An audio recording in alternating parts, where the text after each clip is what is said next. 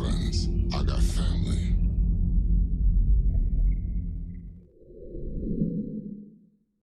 This is Steve Downs, the voice of Master Chief, Sierra 117. And you're watching Xbox Ultimate. Now, finish the fight. Chief out.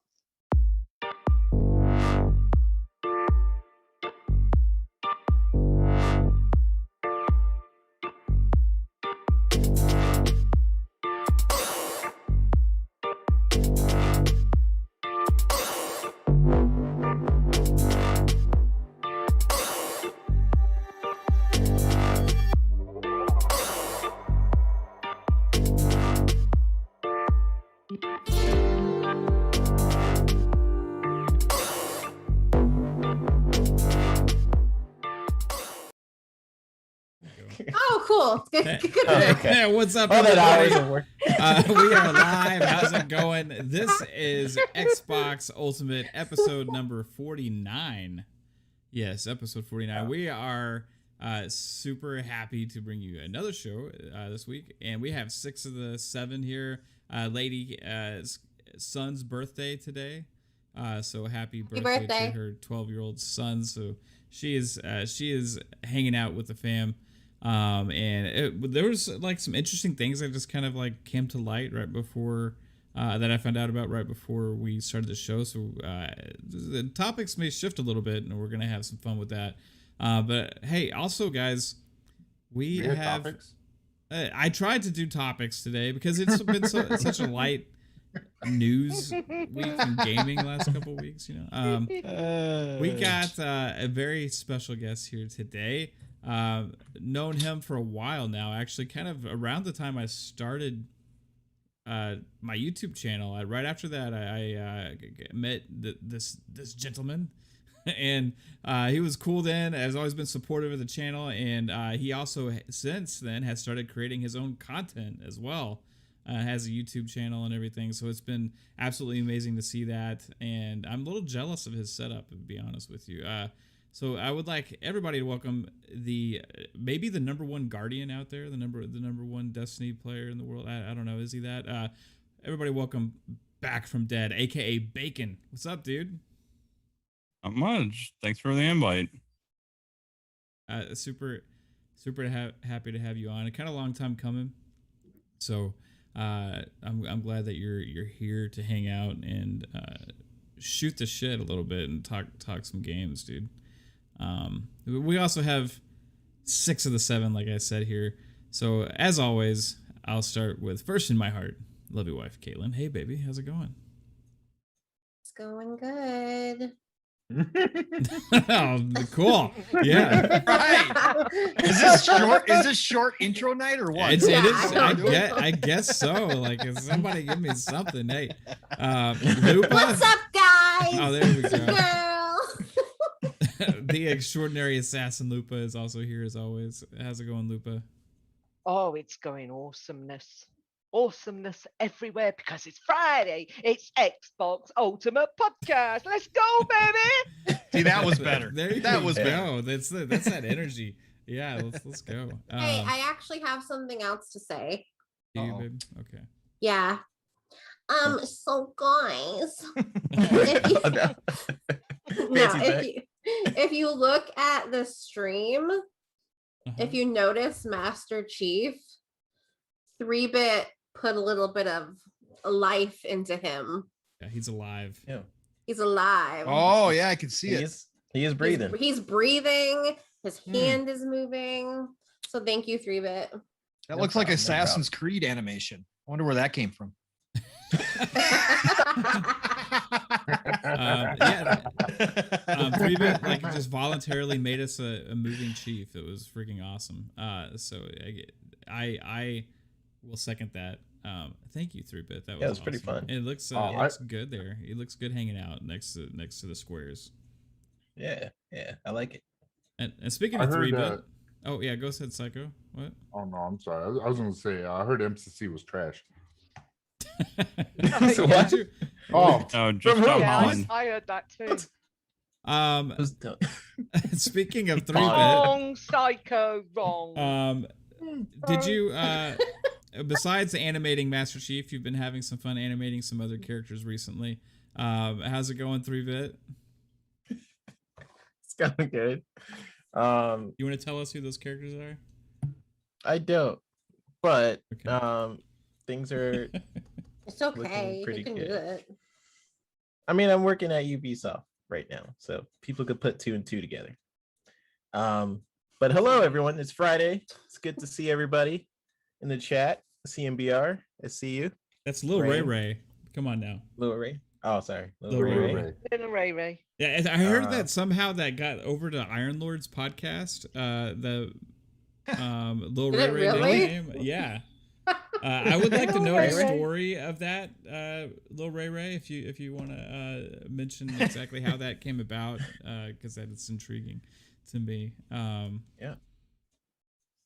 Hey, we also speaking of Lil Ray Ray, he also has a $5 super chat. He says, "Quick super chat for the Fun Spec Squad. Always welcoming on new voices and being an awesome bunch of people. Just thanks for being you. Keep at it. Hey, you too, bro.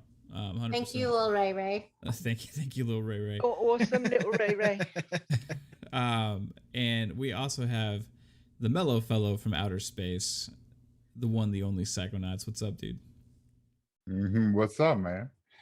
I can't. It's Friday. I love him. I fucking. This is my hype face. This is let's gonna be do a this. great concert. Whoa, let's go. What's up, man? Hey, man. Oh my He's so laid gosh. back, he just fucking fell over. I got my pre-Friday workout thing going on, so yeah. Yeah. A workout? Pre-Friday workout? Pre-Friday workout. Okay, all Yeah. right. I was That's on the fucking mellow dreams. fellow. you That's guys. what we're calling it now, a workout. That's good. Yes. What are you doing? Working out, man. Yeah. Just chilling, dude. Just chilling, bro. Hey.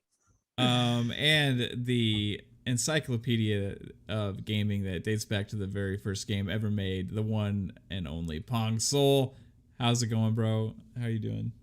Brother, it's been a long week. Great to see all of my family here and back. Thank you so much for joining us tonight, sir. Awesome to finally have you here, man. So obviously been hanging out in chats for a long time with Back. So it's always great to see people like that come on. And actually, Back's been doing a lot lately. So he's doing a great, great work. So I'm really excited to be here. It's been such a long week. I haven't been on socials. I haven't been paying attention. I haven't been in podcasts. I don't even know if I remember how to podcast. So you guys might have to help me out tonight. It's Friday night, chat. You all are beautiful. Glad to have you all here. So I am ready to talk some games. This is going to be like a vacation for me, but I love that we have everybody here. Lady, love you. Wish you could be here. But Lupa, it's great to have you on as always, back again. So, I should bloody it's gonna hope be so, great. fam. Of course, we miss you. Yeah. Yes. I was here with you Glad you're last back, week. We have nobody telling us to fuck off. So we need Fuck you. off. Shut up. Let's get on with it. Talks out of his ass most of the time. That's great. Now the family's almost all here. You can feel it, So it's been, like I said, it's been kind of a lighter news week the last couple weeks in Xbox world. I think ever since we had the huge shebang at E3, right? There just hasn't been a lot since then. What? Didn't we just have the Xbox State of Play on Thursday? We did have that. And we're going to talk about one of those devs. Okay. The But- extended Bethesda showcase. Yeah, it was so nice for them to show off Xbox's latest game. It was. Hey, it looked pretty good. I'll say that the game did look pretty cool. I have not been as into I really didn't get into the new Prey, and I didn't get into Dishonored.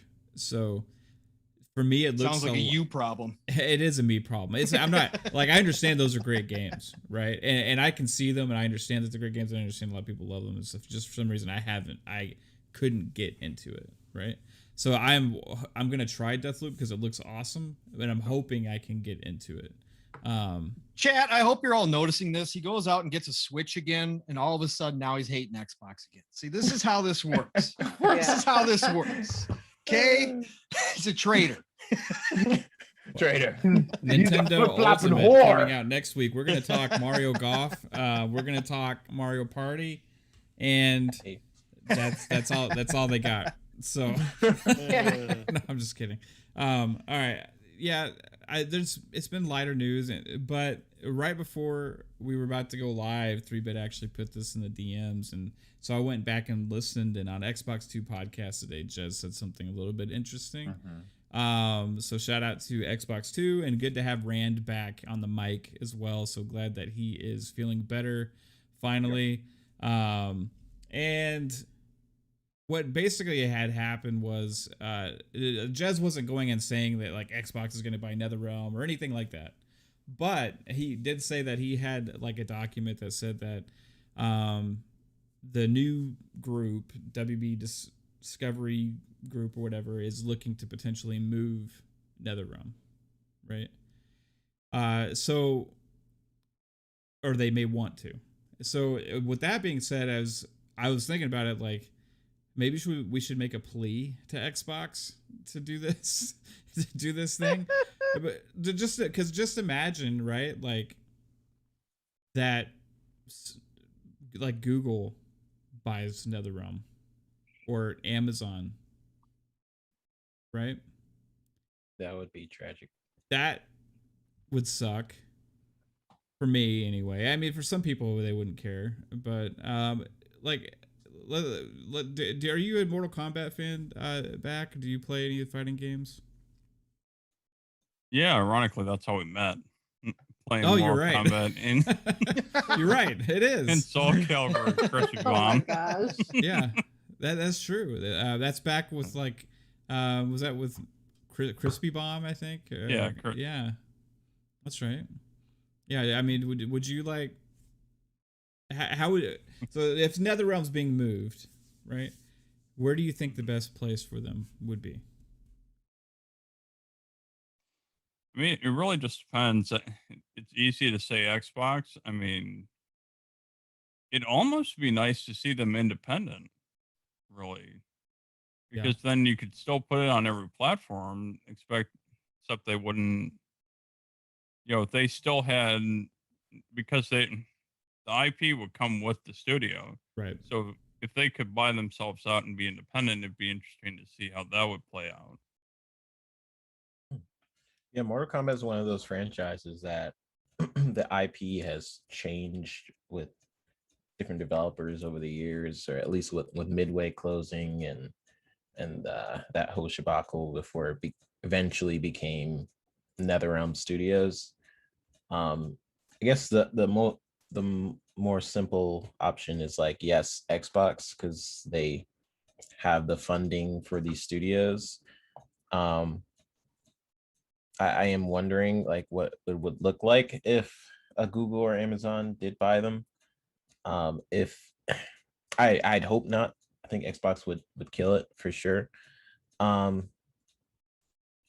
you know, when you think about those developers, that sometimes they would be better off being purchased by someone, and you're like, oh, that developer would really benefit from more money. Like a lot of the developers that Microsoft has purchased so far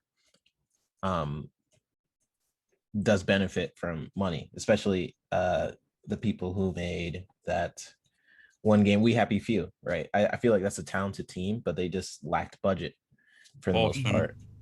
Compulsion Games. So NetherRealm, their games are super high quality. They feel AAA. So it is interesting to think about what it would look like if Microsoft did purchase them, like in terms of were they able to do everything that they wanted to? Did they have the freedom before? If so, what does it look like now? If Google, Amazon, or Microsoft purchase them, what, you know, well, essentially what that looked like. It is interesting. I do want Xbox to buy them.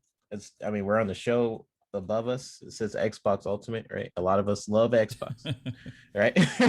No, do we?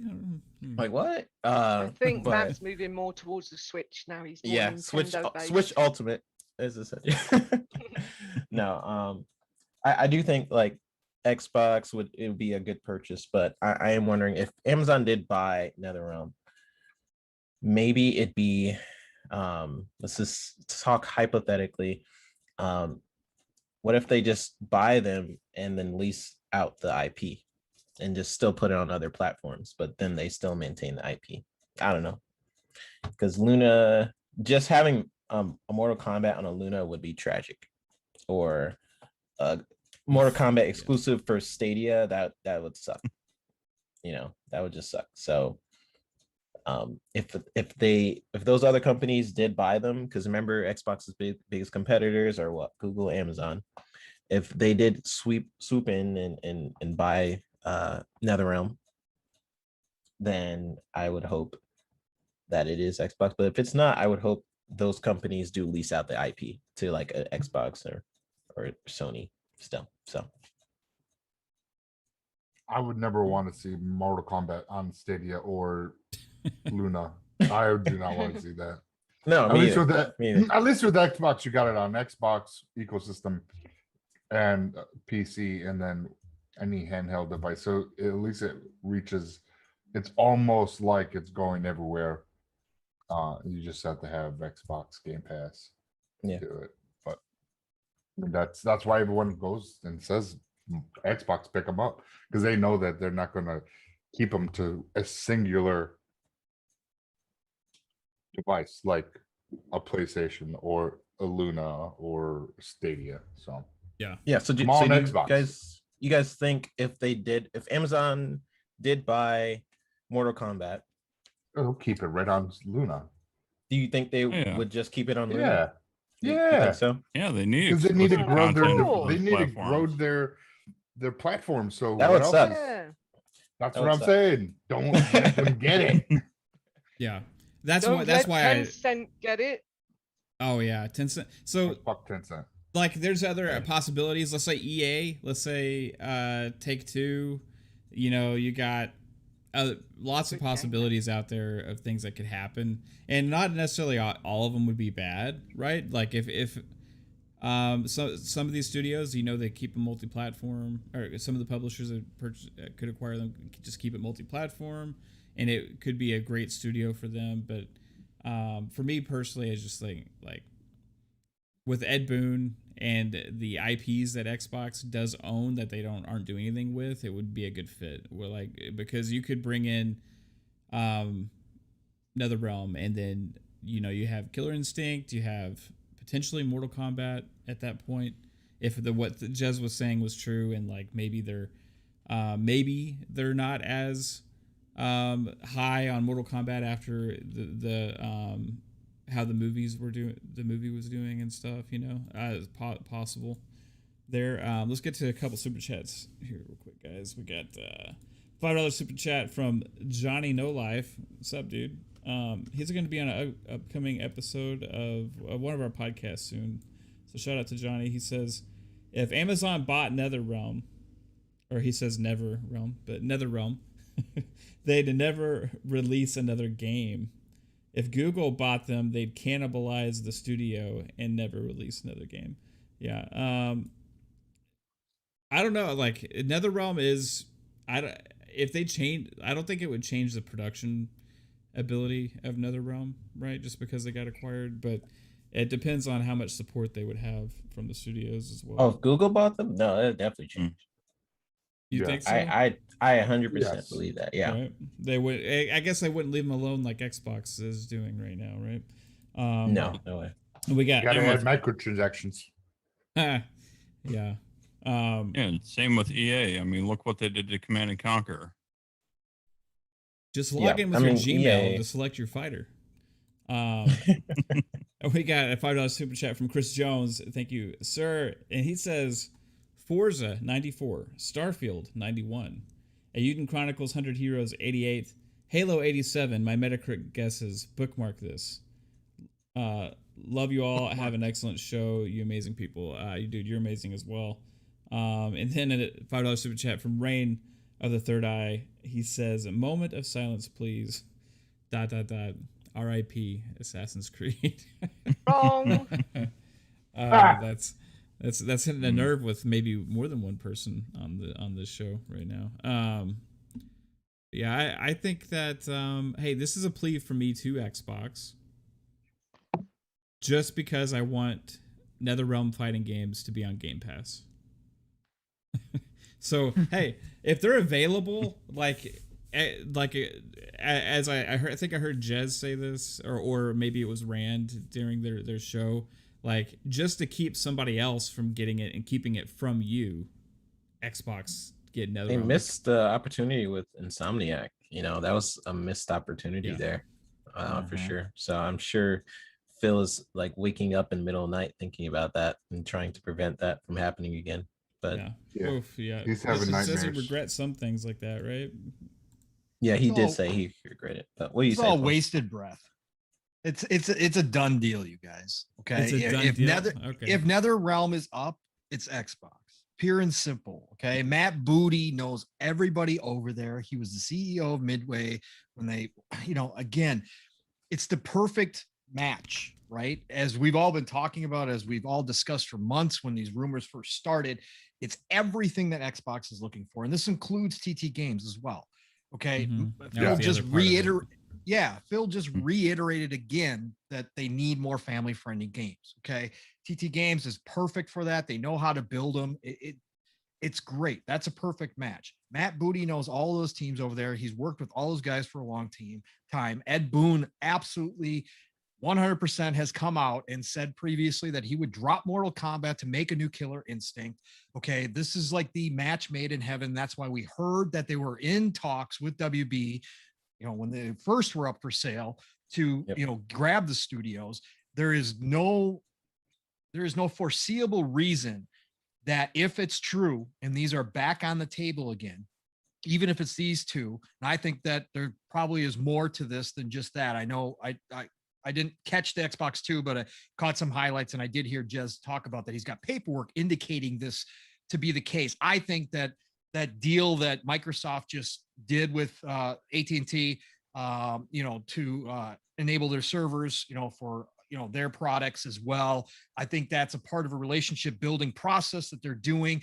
I think that they have every intention of grabbing Rocksteady as well. But I think if we just look at it from what Jez said, there is zero reason to believe that they won't be the ones to jump in there and grab them. I don't think there is a price point that anybody else can walk in at that Phil, Satya, everybody over at Microsoft wouldn't say, fine, we'll match it and we'll bump it up by, 100 billion. There's just there's no number that they would allow these teams to walk to somebody else when everything aligns with what they are doing right now and what they need. There's no way. There's no way. It's a done deal. If these guys are on the table, it's already getting talked about. It's already going to be signed and it's going to be over with. So it's the one thing Xbox has been doing is trying to be opportunistic, right? And this opportunity comes once in a lifetime. Do not miss your chance to blow, Phil. All right. So spaghetti. Can you imagine the uproar if it did go somewhere else and it comes out that Phil walked away from the table because it got a little too pricey? That's a good point. No, that seriously though, if they actually are on the table and let's say Sony actually acquired them, right, or Google, that would hurt. They will overpay. Just right.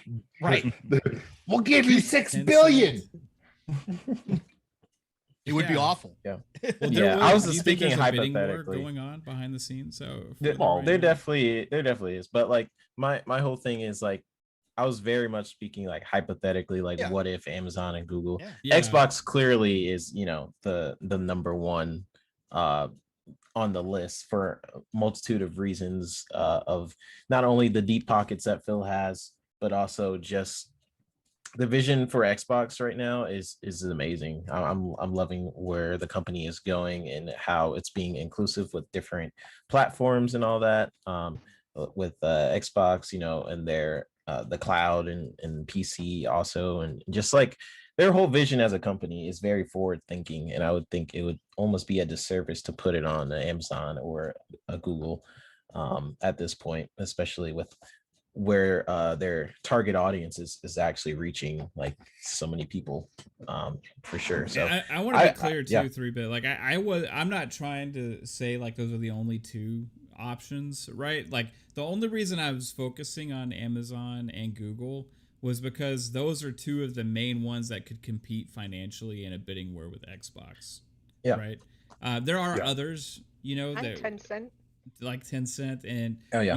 you know, Take-Two could even make a huge play that they could, because you're talking about something that they don't really have, right? With those companies as well. You could EA could get in there. They've been in an acquiring phase lately as well, right? So there's other possibilities, but you know, none of them have quite that buying or that those deep pockets like Google and Amazon do. Like, but Lil Ray in the chat was making a case that Google is probably out of it, right? So Yeah. Amazon would be out of those two, obviously the more likely to be in play, because they're still trying to build Luna right now, right? So Well, I they have could a- also pull a Bungie and call up NetEase and finance their own studio and become independent. It could. That would still allow them to put their content out on every platform, because even as much as people are thinking, how many times do they say in the Bethesda showcase, it's exclusive, stop asking. You know, Yeah. if they want to put their content anywhere, the easiest way is to go independent. Right. The question is how possible is that to happen or not, and we don't know. But it just depends on financially. If you could actually get an investor to put up that, and it's not necessarily up to NetherRealm as much as it's up to the If parent, WB still wants to sell. the parent companies, and like what they are wanting to do to actually clear their books and all that kind of stuff, right? What's going to benefit them the most, I would think. Well, they probably went to NetherRealm and asked, "Hey, you guys, you know, here's your chance to go independent, but this is the asking price." And if they don't have the income, and find somebody to, you know, maybe be like a publisher to pay that, and they go under, stay independent, but be under a publisher's banner. That could be something, but they probably couldn't afford it, and that's why they're Warner Brothers or whoever it is asking around, you know, and trying to find suitors. It that would will be pay very for it. rare for them to be asking to be independent. I can only think of a few cases where that's happened. Bungie is kind of one of them. That's on the top of my head, where Microsoft's like, okay, because I guess internally a lot of the teams were not liking how Microsoft was holding down their creativity, I guess, because Microsoft just wanted them to make Halo. Bungie, a lot of employees wanted to do other things, and Microsoft's like, hey, this is a big franchise. So what do? They let them go. So that's like one of the few cases I could think of like an independent like of a company that's underneath a huge branch like Microsoft, and then still able to be their own thing afterwards. For the most part, I don't think NetherRealm will be independent, but that's just my guess. I'm pretty sure a company is gonna buy them out, like an Xbox or an Xbox at this point, right? Yeah. I mean, a lot of people want Killer Instinct versus Mortal Kombat, so yeah, it does make sense. I would love to see just an Xbox Smash Bros. I keep saying this, but I want it to happen. I want to see Doomslayer fight Master Chief, fight Joanna Dark, fight Battletoads, fight freaking I don't know. Xbox All Stars. There we go. Yeah. Good up, 3-bit. Who better do it than NetherRealm? Yeah. Now I got a question. Both studios just fit holes that Microsoft is currently looking for, right? That Xbox needs. They've perfectly fit in. They're not doubling up on anything. They're just going to slot them into a couple of the real needs that Game Pass especially has. So I think that's why it's like a locked deal. If they're available, Phil's going to get them. I think it's a perfect storm to have that happen. Sorry, I didn't mean to cut you off there, Psycho. Oh no, it's all right. I was going to just say, everyone on the panel, other than Xbox, who would you guys like to see NetherRealms be acquired by? Who else? Other Outside than of Xbox. Xbox. No one. Other than Xbox. No one. Wow. It's That's hard, not man. the. That's not the. You know, we all want Xbox Well, again, but I mean, who's the lesser evil? Yeah, but anybody else gets them, they're Uno? going to become exclusive. That's the problem. Or Embracer Group. Well, You know, Embracer Group. Embracer Group would be good. EA, Yep. you know, EA. But selfishly, just because I know eventually for sure it'll be in Game Pass, whatever they make. But like EA also ruins game devs, so Right. I don't want it for that reason. So I don't know, man. Like I'm trying to wrap my head around it. Embracer maybe because a lot of their studios retain their identity, right? Yeah, they just do whatever they want to do. They let them make whatever games they're good at making, and they just put them out. And they are always also in an acquiring phase as well. Yes. Yeah. We got 2 super chats. Where is NetherRealm located?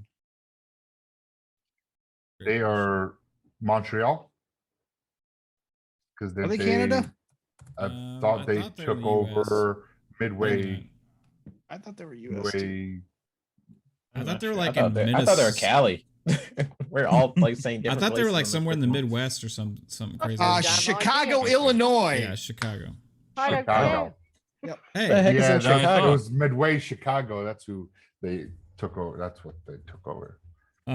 We got a $5 super chat from La Hellboy, aka Last Emperor. He says Suns and 4. What? That's what he said. Phoenix he thinks Suns. Yeah, Phoenix he's talking Suns. about Is that- Phoenix Suns. Yeah, it's an NBA reference. Oh, okay, got you. Yeah, they said the same thing to Golden State Warriors back in 2016, but they lost the 3-1. Then we lead. got a $5 super chat also from the amazing Chris, Fastback OG-NLG podcast. And he says, Happy Friday night, Xbox Ultimate panel and chat. You are all awesome. Gaming is great all around. Prefer Xbox, but respect all. Hashtag Gamers United Guild.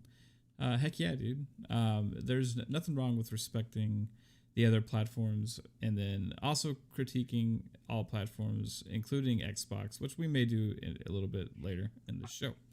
And appreciate the support, dude. Lots of awesome people in the chat. Let's see some names I'm not familiar with as much hanging out here tonight, so it's cool to see some new names, and I see a lot of familiar names as well. So shout out to everybody. Thank you for being here. We super appreciate all of you. Xbox NetherRealm, let's make it happen. What if like something crazy, like this absolutely fucking crazy happened and like Nintendo bought NetherRealm?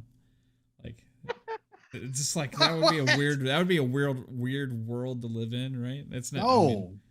720p, here we come. that's not gonna happen. Sub It would never happen. 720p. Yeah. Yeah, It's like 360p. Right. Yeah, that would be like the most shocking thing like in the world, right? Right. Yeah. Especially since they Please, don't no. buy studios like that. That would be crazy. No, they don't. Don't put They- that power out into the world. They made Yeah. one acquisition recently, didn't they? Right. Like, and I Yeah. can't remember. It was like a huge It's shock like- to everybody. Yeah, it was like a Canadian studio, but I think it was a Canadian studio. I'm pretty sure this Yeah. time around. It was some small studio that they work with all the time, that they've been working with for like decades, and they finally just picked them up and said, Yeah. okay. Wasn't it like Luigi? They did like Luigi. Yeah, Mansion Luigi's stuff? Mansion. Yeah, Okay. yeah. Cool. if they Yeah. pick NetherRealm up, they'll just make Smash Brothers. That's I would be all. so mad. I would be more mad if they bought them than any other company. And then probably. imagine, and then you get all Mortal Kombat characters in Smash Brothers for season 4. Yeah. or You just whatever the fuck see season they're Mario on. just rip Luigi's heart out of his chest and see it beating in front of his face. Got your heart, Scorpion. It's a me, a Mario. Can't tell if you're supposed to be Mickey Mouse or Mario. I know, they I sound- got confused and I started doing Mickey. I know, Yeah, just I like you don't were know the other why. night. Let's go on to the No. next Could you one. imagine Mortal Kombat? That's not the cel Italian shaded? plumber. That's the Cell dirty shaded little Mortal mouse. Kombat. Yeah. that'd be- I like to fill pipes. It's a Oh my me, God. Mario. Fix it, Fuck please. me. You're doing Mickey again. I know. I'm Mickey! getting confused. I'm in a Mickey and alternate Mario reality. both start with N, but that's just ridiculous. Don't It's ever me, put I'm Mav in Mario. charge of Mario. Whatever you do, okay? It's gonna be a my Mario God. Mickey I'm mashup. gonna say Jesus Peach. Christ. I'm gonna say Peach. It's a me, a Mario. It's because you say it's, It's me, you're Mario. saving Peach. Yeah, still you can sound just like because. this, man. Yeah, exactly. Peach, I'm coming. I No. thought she was in Daisy. I thought Mario was in Daisy now. Psycho. They're all Oh, fucking God. nuts. Peach was last week. This Daisy happens this every week. episode. Oh, Don't you worry say about it. into? I thought you said in. Okay. In Daisy. Was this on the topic list? I didn't Yeah. see Yes. this one. We're gonna This go is- all through Which- every Disney voice now. Out of the female characters in Mario They all Bros, sound who the would same. Mario nail? No. What? What's Psycho? Oh What my psycho are you The drinking? Grateful Dead are great. Let's go. God. Don't mind me, A chat. me, a Mario. It's getting weird. It's already weird. Yeah, It's always been fucking it's weird. this happens every. This is season. really It's early fucking though. Friday. It This is early, Friday. Pong. It is. It's gone early. It's all gone peak tong early.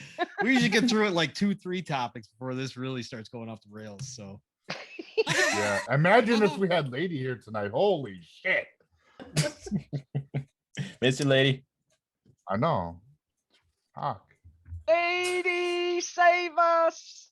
No. Hey, we got more to talk about. Don't worry. Next topic. All right. Awesome So, save. Hey, you're a smooth criminal. yeah. Very nice, Chris. Mario loves his tea. Acquisition talk has happened in the past, and it's not just happening now. And the last major rumor was going on about Avalanche, right? Mhm. And because of the game Contraband. And Contraband, we got the announcement of Contraband at E3. It didn't come with an announcement of an acquisition of a studio. And Coming so a lot of soon. people have just kind of written that off now. I don't think that's over with. I think it's just because it's in the process of happening. And that is because of this article that I saw on Twitter yesterday. This is from GameIndustry.biz. And I actually have somewhere this article. And I was going to kind of read some of the stuff because the head of the CEO of Avalanche was like saying a lot of like ultra positive things. Oh. Right? Are you okay? What baby? Wrong. Wrong? Oh, wrong. Oh, okay. Wrong. Talk out Okay, your fucking wrong. ass, Wrong. Mav. You're wrong. I'm sorry. Try again. That was an inside joke. So Good. for the CEO of Avalanche had so a lot of positive things to say about working with Xbox. And this was in an interview.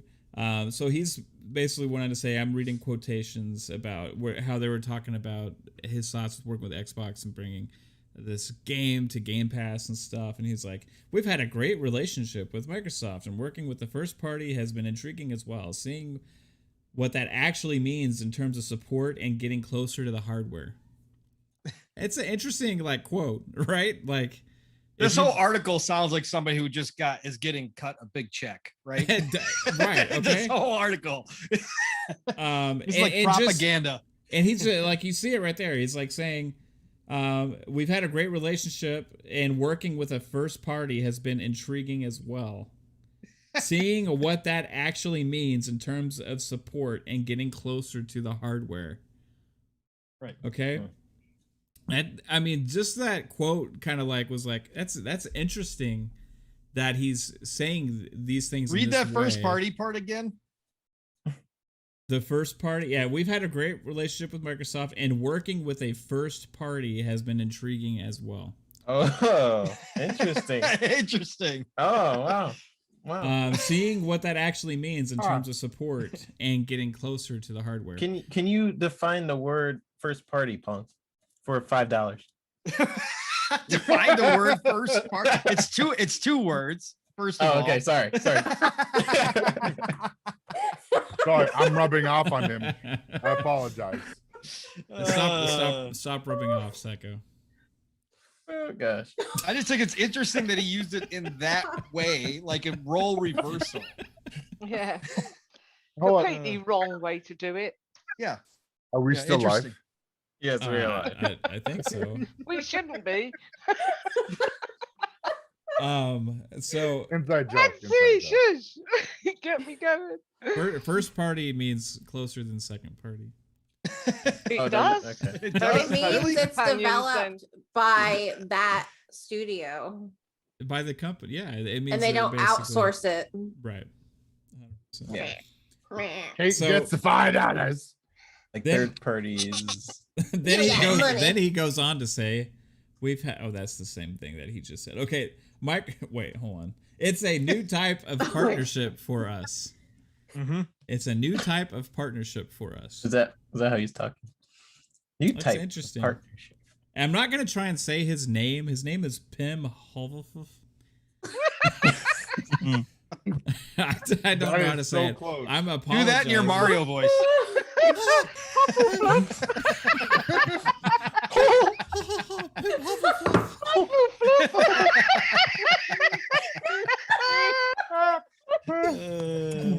It's HOLFVE. $5 for who can pronounce that. Okay.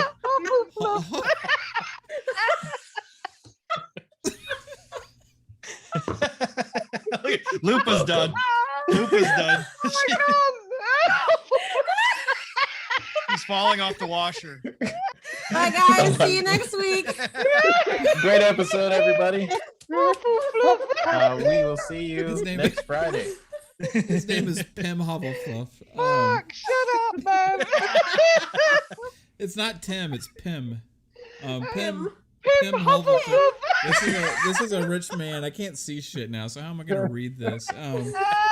That's spelled P-I-M or P-Y-M, like Pim Particle? P-I-M, like Tim with a P. With a P. With the P.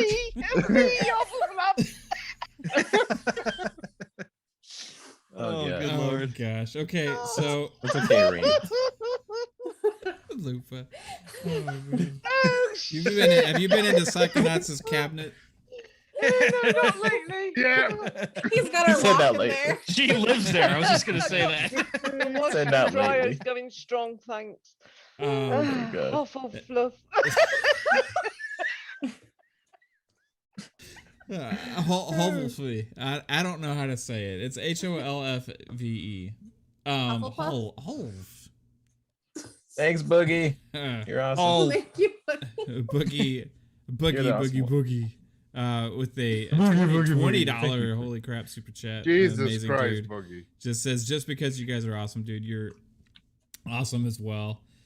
So he You're goes on to awesomer. the Pim Particle Hovelfluff says, we've had fantastic partners. It's a new type of partnership for us. We've had fantastic partnerships with Square Enix, Bethesda, and Warner Brothers, but those are not the same as first party. see what the fuck? How many times does he have to say first party? It's crazy. It's like He's like, it's like they're trying to hint something. that. You know? They're really like working close with a first party, right? Yeah, Right. not an acquisition, but just they're working very Please don't close. say it again. Can't stop. Sounds like they didn't like working with Console X. Mm. Almost. Microsoft isn't the only first-party Avalanche could have teamed up with, but Hufflepuff says it made a lot of sense to work with Xbox. It made a lot of Apple sense to work with Xbox on this because of the grandness of the project. Adding, it's not a concept we would pitch to every publisher. So I wonder,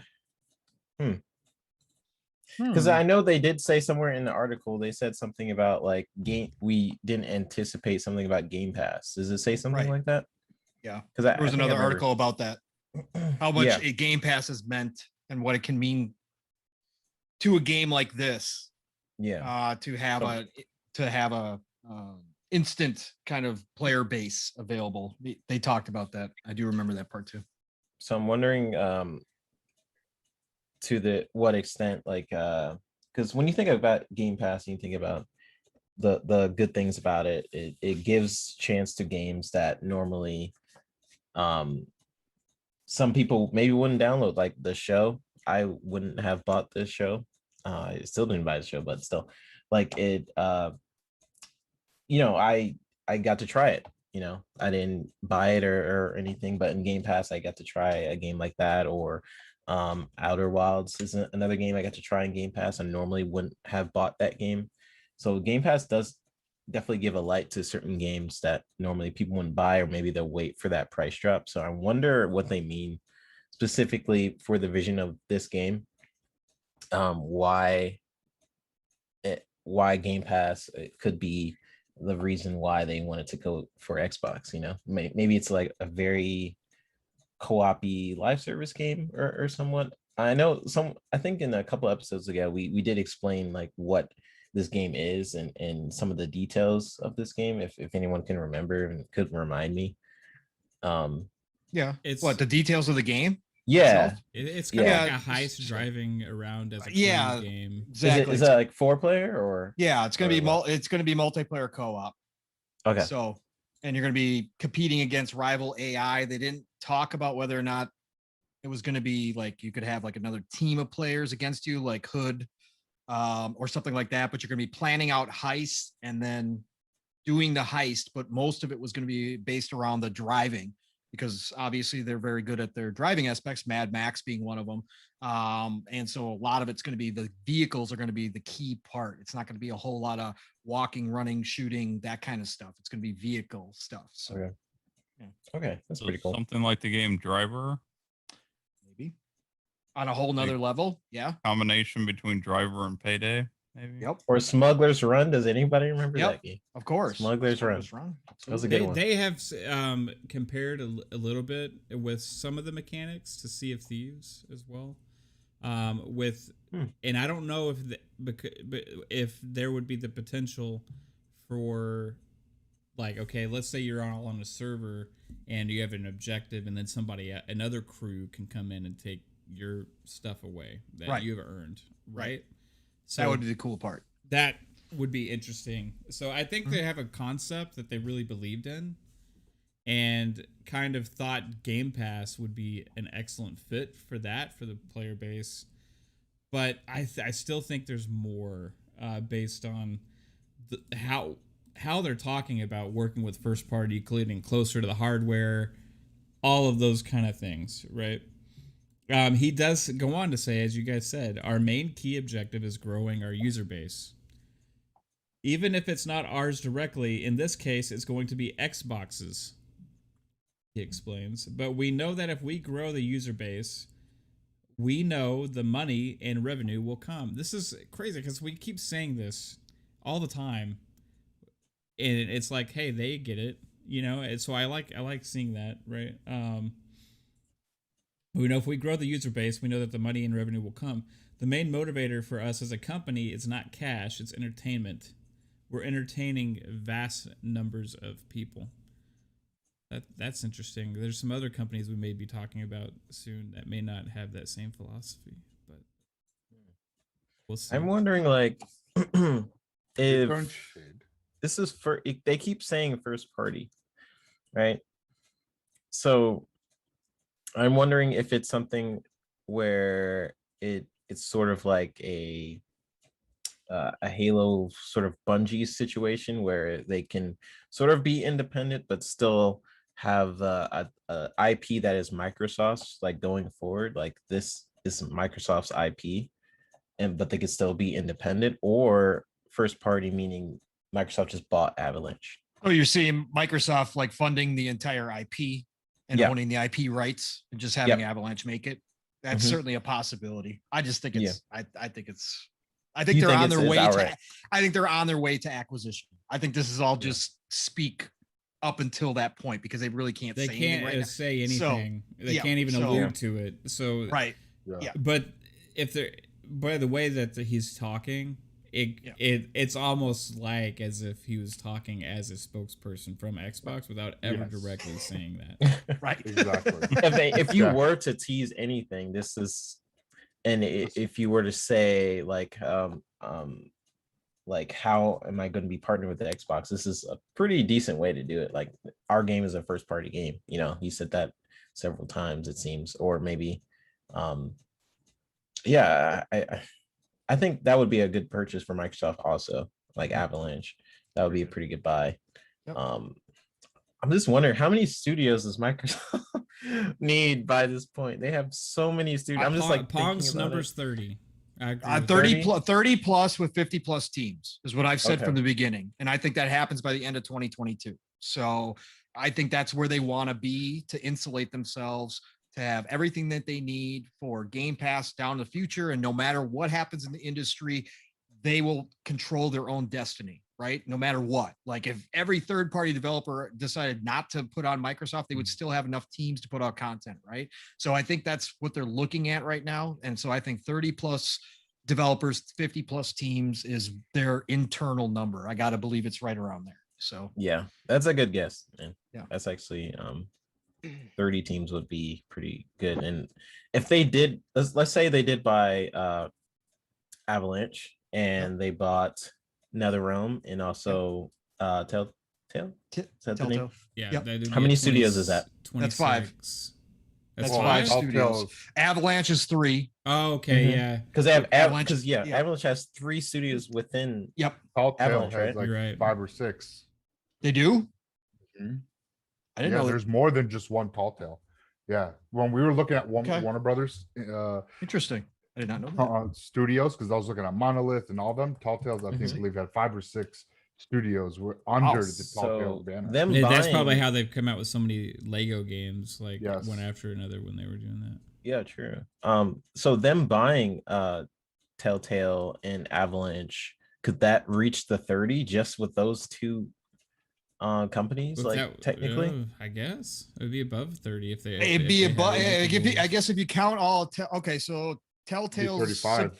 Telltale's subsidiaries are Traveler's Tales, TT Games, TT Games Publishing, TT Animation, TT Fusion, TT Odyssey, Holy shit. Snowblind Studios, and Playdemic. Snowblind. so it's all. Yeah, That Snowblind's like really Snowblind. It's Is that listed the as a same subs- Snowblind from like OG Hold on. Xbox? let's see here. Do y'all Snowblind remember the Studios. game Project Snowblind? No. Yes. It had a map editor. It was a first-person shooter. Mm-hmm. You know, that had a multiplayer. Yeah, Snowblind's in Washington, or it's in Washington State. They did Top Gear Overdrive, Top Gear Hyperbike, Cause. Baldur's Gate Dark Alliance, Champions of Norath, Champions Return to Arms, Justice League Heroes, and the Lord of the Rings War in the North. Okay, so not the same. Which was great. Snowblind. Not the same Snowblind, but they had some great games in there. So, Yeah, I'd love to see War in the North come back if they Yeah. get that license. yep, that would be fantastic. Yeah, I remember Mhm. playing that the first time and thinking, okay, it's gonna be another Lord of the Rings game, and then I decapitated a guy and took another guy's arm off. I was like, Yeah. okay, that's a different game. Yep. So, oh yeah, EA does have Playdemic now. You're right. At Last Emperor, I forgot they just picked them up. So they must have broke off a little bit. But yeah, so they would be at 30 or a little bit above if they got those guys. So then their mark might be even bigger because we know other ones are in the 50. works, and they might be I think- looking at. And the rumor is they're looking at another publisher for 2022. So if that's the case, then yeah, all bets are off. They're going to be 40 plus with 60 plus teams. I mean, Dang. yeah. But They need, the thing is, they're trying to keep them separate to where they can operate as Correct. independent entities, like Right, Bethesda. and TT has their own publishing wing, so that would make sense. They could just throw them underneath Bethesda and let them run themselves, and they'd be Yeah. fine. So, I think their numbers is and like 50. Matt Booty runs it, right? Yeah. He needs some help. Yeah, well, that's why they're Yeah. going after that's why it makes more sense for the bigger studios and publishers that can kind of self-operate, as opposed to if you acquire a bunch of smaller teams, you kind of have to babysit them more and like work them in. But like these other groups, you're just pretty much changing the way the books are working, and then you're still keeping the managerial departments and everything to where they have the same flow, and then they can go out and green light some of their own projects as long as Xbox checks off on it. Like they're kind of self-operating and functioning. What happens once they do this? Once that they take, if they get that big, right, and they got to offload some of Booty's plate, right? And so what if they take like all the Western style RPG developers and just move them underneath Bethesda? So Obsidian and Exile, and just make that like the whole RPG like division, right? And they can all run themselves. They don't need help. Bethesda publish. They've got everything they need right underneath there, but they just keep them all together and move them over in the same kind of spot. That would be that'd be crazy. Wow. But yeah, they can do a lot of maneuvering. More of this because it gets even more interesting. He goes on to say, Game Pass has been really great for us, especially if we look at our self-published title. The Hunter Call of the Wild helped us improve our service model, and Xbox Game Pass was fantastic because we were able to reach so many more players. It's a good way for people to try the game, and since we have such a massive DLC catalog for that title, over 20 DLCs, it's a beautiful way of getting people in, getting engaged, and showing that it's a stellar game. Then people are really tempted to buy more, so the business model really works to our advantage. And he goes on to say that it's made Xbox a way more important platform than we ever initially thought. We thought the games user base was going to be mainly on PCs, but they're reaching a way bigger audience. So pretty much I think they were intrigued by what this is sounding like is they were intrigued to start working with Xbox more because of the success of Hunter Call of the Wild, the impact that Game Pass has had on that franchise.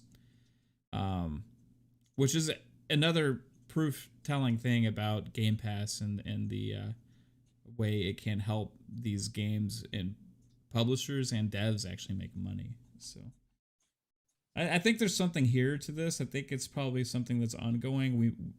Who knows exactly how far along anything is, if it is in the works, but it just reads really interesting. And based on those rumors that everybody was so for sure something was happening, and now as they've all dissipated, I think there's still a glimmer here that it's possible. And then you know, like NetherRealm and Traveler's Tales, it'd be interesting.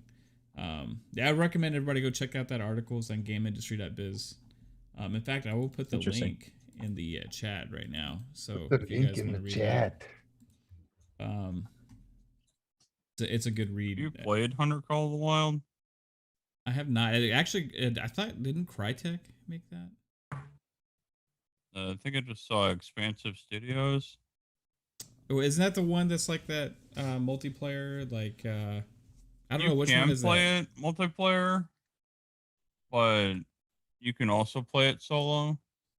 No, you're thinking, Mav. Are you thinking of the Hunted or something? Hunted. You're thinking of Hunted. Oh, I really like Hunted. That's Crytek. This is like a straight up hunting sim game. Yeah, the the real world. Expansive Studios.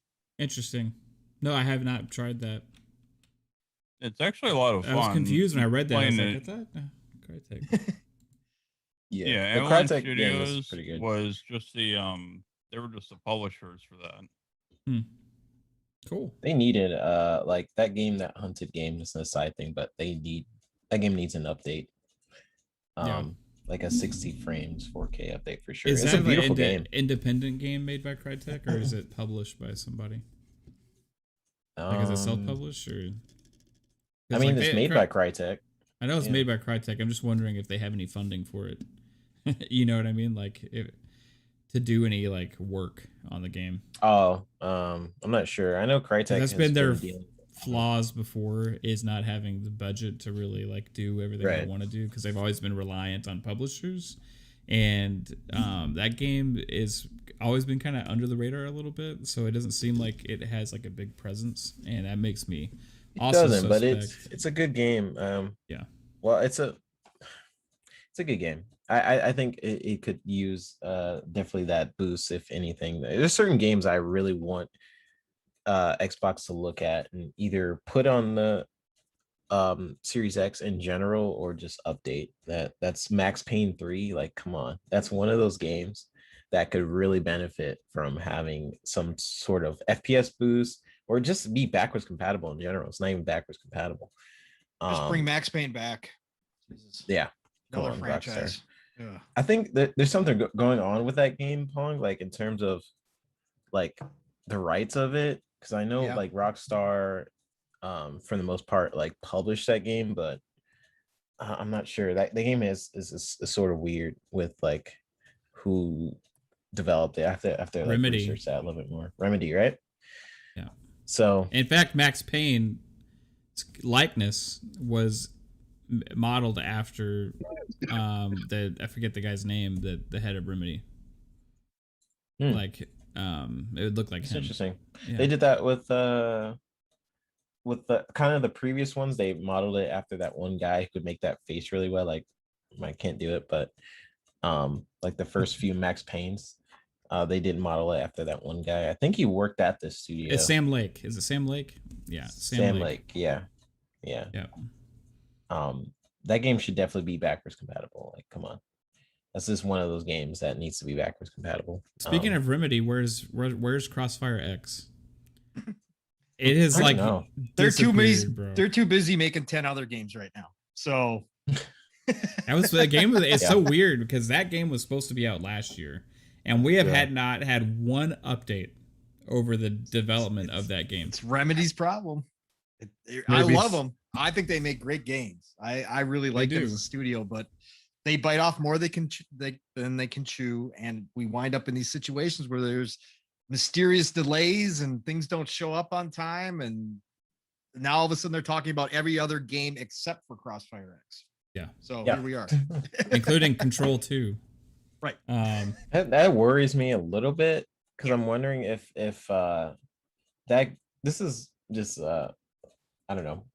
What if that game was so good that it embarrassed the actual devs of the multiplayer, and then it made the campaign team and the multiplayer team be like, "Oh gosh, we need to reassess some together."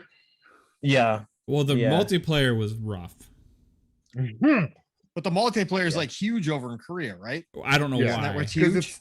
Because it's like Crossfire. It's like it's their Counter-Strike. Counter-Strike. It's CS. It's like CS:GO, right? Yes. But did you play the demo or the beta? Yes. It was horrible.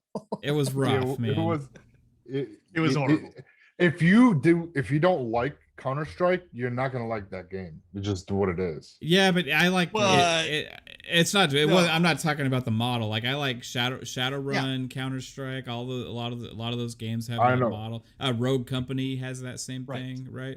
This was just rough. Like it just played like crap. It was like I felt like I was playing a mobile game on that console. Correct. That's what the performance was like. Awful. Yeah. My God. Oh yeah. Typically, Counter-Strike's a PC game. It's not a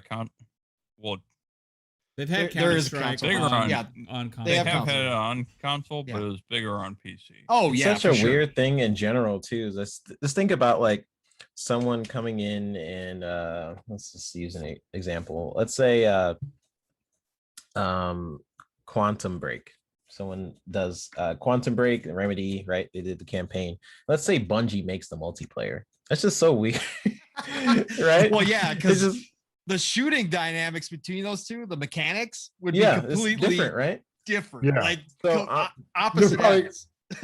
So I feel like that something's going on with like that campaign is probably really good, and they probably changed so much of the actual mechanics that they're talking with the multiplayer team, just being like, can you change some things so it's not as embarrassing with like, because Remedy is really talented. Like, let's be honest, like they're a very talented team, and like the physics they put in their games is something I know them for. Like the amount of things I just fly and the actual like physics in the games are awesome. Yeah. So I just went back and started playing Quantum Break. It's crazy. It like how good that actually is. Did they update anything? Like no, they haven't done anything. That's a shame. No, loading times are a lot better though on Series X. Okay, that's good. That's good. Yeah. But I feel like that's what happened, or maybe that's just my theory anyway, my 3-bit theory, because I think like if Remedy's such a talented team, and then this team, is it Smilegate or who? Yes. Smilegate. Yeah. Is doing the multiplayer. I feel like there's such a divide between those two that maybe they're just communicating with each other and making the multiplayer side better. And maybe that's why there's no official news right now, because maybe they are, maybe Smilegate looked at the campaign like, dang, okay, well, we need to change some things for the multiplayer, and make it similar to the campaign, because this is embarrassing. Well, that's fine, but come out and say something and let us know, since it was supposed to be released last year. Give us an update if they're going to do that. But if they are like that different, then what's the big deal? They don't have to release at the same time. It's two separate things. It's two separate pieces of content at that point. The multiplayer already exists in Korea, right? Correct. Right. So it's not necessary. It's like that's done. They just got to bring it over. But just let us know. Yeah, it's like the single player. I just don't know. Supposed to come out this year still, right? Anything. Yeah, they haven't said they've delayed it. They haven't said anything. But it's not on the list. So I have 5 months. Correct. I have the list of the Game Pass games that Xbox released for 2021. It might be one of those ones they aren't sure about. Missing on that list was Crossfire X. We have Dark Alliance is on here. We already got that. Flight Sim is later this month. The Ascent is later this month. Next month we get Hades. We get 12 Minutes. We get Psychonauts 2. September we get Origami 2. We got Sable. Awesome. We got Back for Blood in October. Age of Empires 4 on PC in October. Please come to consoles. Scorn in the fall. Anacrusis in the fall. Horizon 5 in November. Shredders in December. Halo Infinite Forza's Holiday. this year. Welcome, 3-Bit. You were at the E3 party. I was, but it's weird for me to think about, like that game looks so like next gen. I'm like, oh, that's probably, and it's a that's awesome. Well, maybe they push Crossfire X till spring then. Maybe it becomes a spring 2022. Maybe we got plenty of content this year. We really don't need it. So we really don't. Like Phil was basically his whole complaint. If you guys look at that old interview he did, I forgot which site it was, but he was basically saying like how the problem with the Xbox One launch, something that he thought about was having all those games in the beginning of the Xbox One launch and then nothing. And he didn't spread out like the games, and people weren't able to appreciate games like Sunset Overdrive because it was just like Rise came out, Sunset Overdrive, all stacked like next to each other. And something he did learn, I guess, from that, because he pretty heavily said it in that interview. I can't remember the name, but someone can find it. Was that like, hey, if you have so many games, and this is a problem they have, right, where they have so many studios now, they have a good problem to have, to space out when to actually release these games. It's a good problem, but like it is a thing they have to think about. Like, when should we release these games? Like, this game is ready, but should we release it right next to this game? I think it's just going to depend on genres for them. Genres, and obviously if the game needs a little bit of polishing and they've already got a good slate, they can just say, look, take another 6 months, polish, just go polish. They can really start putting out that PlayStation type quality game that comes out ready by just going, hey, you know what, guys, don't worry about it. We've already got 4 games in the next few months. Just take 6 months, just go do your thing. That's the beautiful part. I can't wait to see, because they got so much flexibility now. But you're right, 3-Bit, it is also can be kind of a problem from a slotting standpoint of like, how are you going to really work this all out so that it's kind of even, and you either don't overload in one way, or you have too big a space and you could have slotted something else in. It is going to be a delicate operation, but for sure. It's up to them. Like, before, they had the problem of too few titles, and spacing out Halo, Forza, Gears, right? But now they have so many studios where now they can give even time to those Forza, Halo, Gears if they wanted to. And now the pressure is off. We talk about this on several podcasts, right? Where now they have so many studios. This takes pressure off of the Halo, Forza, Gears that they normally would have, right? So now they have Bethesda, ZeniMax, and they have Compulsion and Obsidian. These studios can now sort of have some breathing room to not release a game like right away, because there's 23 plus studios in Xbox. So now they can sort of rely on a healthy amount of games releasing while also having enough time to develop these games. Because before there was sort of a pressure on Microsoft to release some games, because Xbox One's lifespan, let's be honest, wasn't the best in terms of releasing their first party titles. So now they have a good problem to have, but they still do need to think about, okay, we have all these games. We have Indiana Jones coming, right? We have all these different ZeniMax titles, Starfield, and Redfall, and all these other games that are coming, right? So now they need to think about when to release these things and how much time should we give these titles. So yeah, good on them, especially since if Pong is right about the 30 studios thing too, about 30 studios being bought, which I think he is right about that. That's makes sense in my brain. Then goodness, they are about to kill the industry. It's going to be awesome. With like the amount of games they're about to release for people. Like every few months they said too. Like they said that, and they're not even done buying studios. Yeah. Like what they said every month or every few months or something. One every quarter. The one big every game quarter. every quarter. One big AAA game every quarter. Yeah. Okay. And they could push that down. You're right. If once they finish all this, they could get to a point where it's one every 2 months, right? Yeah. They could almost have a AAA game every 2 months at some point once they get them all up to speed. Dude, that's crazy to think about. That's absolutely crazy. And I'm thinking they're going to pick up. I think their goal is 50 acquisitions total. It could be. Because If that you would do give 50, them. that's not going to be fair. Again, that they're would thinking give they're them- thinking Fair. 3 billion people. They're More. thinking worldwide. Again, everything's off the table because again, their vision is so much bigger than anything we've ever seen that everything's off the table. It changes everything when you start thinking in those terms versus the old way of thinking, right? Versus the 250 million console players that are capped. When you start thinking about 3 billion, nothing's off the table. Because if they, again, Microsoft wants something, they go get it, right? And they want to dominate. And now that gaming is one of their pillars right alongside all the rest, right alongside the other services. Now that Game Pass is a pillar, everything, all bets are off. They want to dominate. They want to be in every device across the world that's possible. They want to have the potential for a customer out of every device that somebody has on them or is in their house. So if that's the case, you're going to need a whole lot of content. You're going to need a diverse collection of content. So all bets are off. It's truly a different time. Yeah.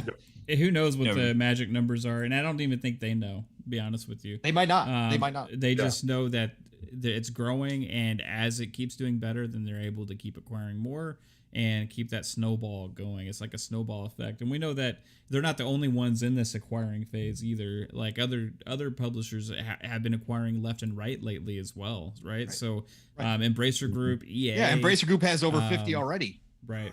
So, that's insane. We know that Take-Two's been in on the action trying to get some of these studios. In fact, Codemasters almost went to Take-Two instead of ended up going to EA, right? So there's a lot of movement right now. The consolidation has begun. It's been the going people on from Metro is under Embracer now, right?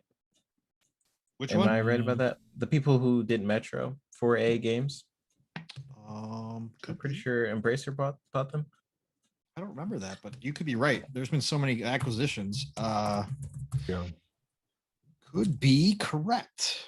Back, is there one of those Game Pass games that stands out to you, like that you're looking for this year the most? Absolutely. Hades was probably one of the biggest ones for me because I kept thinking about buying it on PC. Yeah. And tossing it back forth. I like to play more on consoles, so it's great to see that that's coming.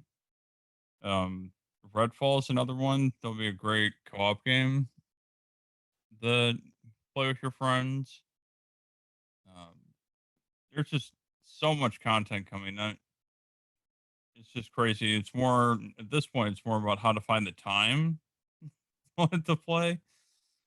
But yeah, I get. I don't know how Forza is going to look that good on a console though. That's Well, I think the crazy. footage we saw could have been PC even. Though, Embracer, right? So who knows? Because they didn't say. You're right. You're right. Embracer Group. Wow. Yep, at the bottom. Yeah, that's what I thought. Yeah, because they were acquired by Saber under Embracer. Embracer owns 225 game IPs. And they currently have 160 projects in development. And the crazy thing is too is like nobody really ever even mentions the name Embracer because they don't put themselves out as an entity that much, right? Unless you hear that they were some of an acquisition, right? You don't hear like the Embracer event at E3, right? You know what I mean? Like there's none of that. It's just they own a lot of different stuff and they all kind of operate on their own, right? So they spent 200% more on commissions than internal game development. So they paid out more in revenue to all the storefronts than twice as much as what it cost them to develop the games. They are just printing money. Wow. That's crazy. Wow. That is crazy.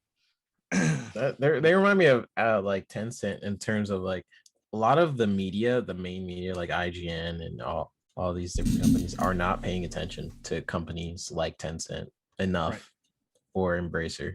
Like I forget Embracer exists half the time, but they own so much and Tencent owns so much. What would it cost actually ridiculous. Microsoft to pick them up?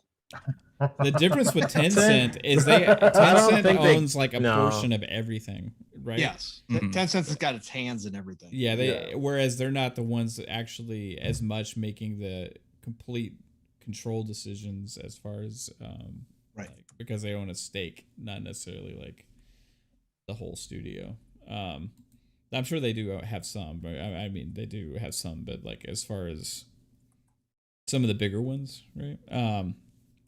Embracer's pretty crazy with that.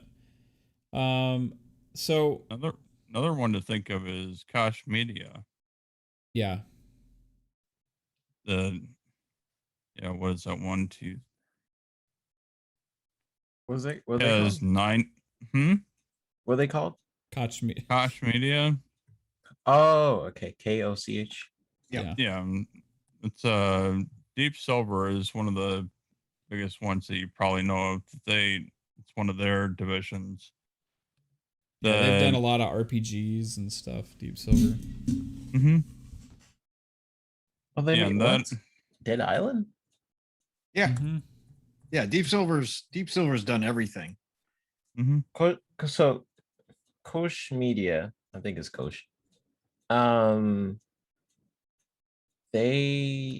does it say Metro? So I'm confused. I'm on their site. It says like Dead Island, Saints Row, and Metro. So are they? Yeah. So here's the deal. Embracer Group is the parent company. Koch Media is the one underneath them with most of the gaming divisions. Okay, so they're sort of Embracer. Koch Media Holding was acquired by THQ Nordic. And THQ Nordic is underneath Embracer, right? So yeah, so they're all part of the same company. It's just that Koch Media handles like it's kind of like ZeniMax coming underneath the Xbox umbrella, right? But they're going to maintain themselves. Koch Media kind of maintains themselves in a way, and they have different companies underneath them, right? So they have different development houses. They were bought by Embracer in 2018. 2018, correct. Yeah, that's when THQ Nordic bought them up, right? But they still have certain dev teams underneath them, just like ZeniMax still retains, all the studios that we know of underneath them. So they're kind of running themselves in a way. So, but yeah, it's all under Embracer. So okay, so it's technically KhAos is kind of Embracer. Yes. Okay. Yes. Yep. Well, it's crazy. They have so many different games, like technically Embracer, but their E3 was terrible. Like, come on, you have so many games. Get together. All right, so let's move on here to the next thing, and that is. Remember, I said earlier that we were going to talk a little bit about a company that maybe was kind of thinking opposite of what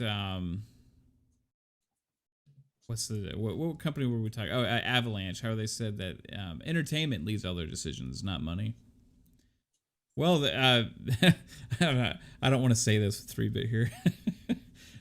There's a publisher out there right now that is making decisions with one of the big franchises that's, I think, mainly focused around that, and maybe we're not getting some other franchises because of that as well. And I'm talking about Ubisoft. So they are transitioning Assassin's Creed into a pretty much like a live service type thing is what it sounds like, with it being multiple studios working on it to be able to it seems like get the content out more frequently for it, which is a good idea with that, because sometimes you just rely on one studio and it seems like there's not enough to support something like this, right?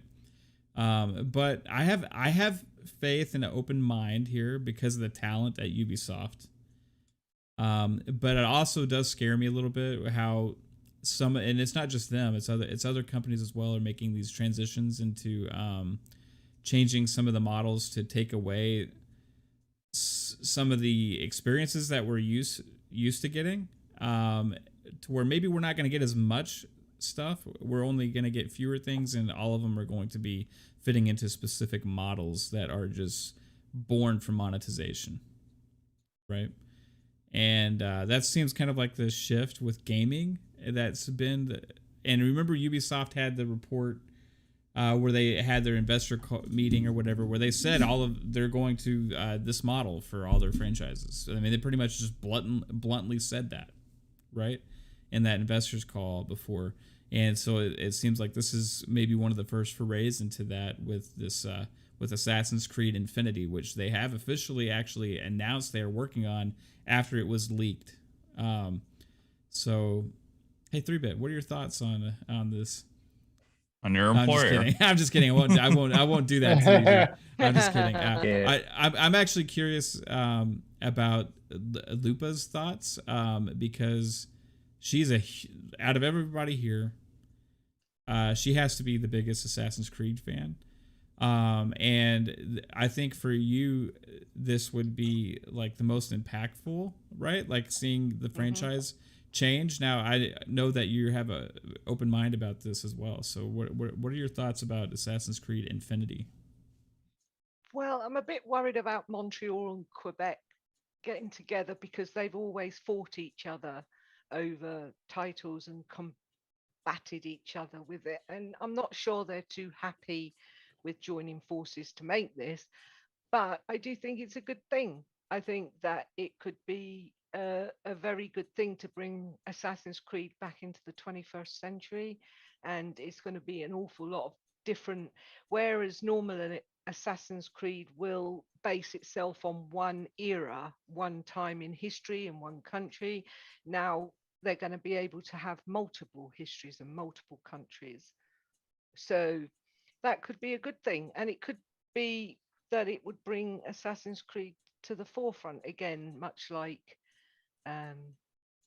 Fortnite and stuff like that. So GTA Online, etc. It could be a good thing because they would be pushing out a lot more content. And, you know, it could be the way for them to go. As everybody always moans, oh, no, never Assassin's Creed, same old, same old. But at the end of the day, it could be all new and exciting, and you could have a lot of because there's two big studios working on it together. It could be like, you know, Battlefield or something like that in the sort of Assassin's Creed universe. So, and they could make a lot of money from it, yes, but we could also enjoy it a lot. So who cares? Yeah. Good point. I want to actually ask Kate a question here as well. I'm not sure if she's back yet. Assassin's Creed you've never been into, do you think if it was like an online service, big multiplayer thing, you would potentially want to give it a shot? Actually, no. I was hoping. He's honest, folks. I was hoping this may be actually an opportunity to get you to try it. It's just like, I mean, is the game gonna change, like the medievally stuff? You know, like the guys in the capes and shit. Assassin's Creed will always have a hood because he's an assassin. He got to stay in the dark, or she. Probably not, baby. I'm sure that'll stay pretty much the same. Yeah, then fucking definitely not. But it's different hoods in different eras. It's not all medieval.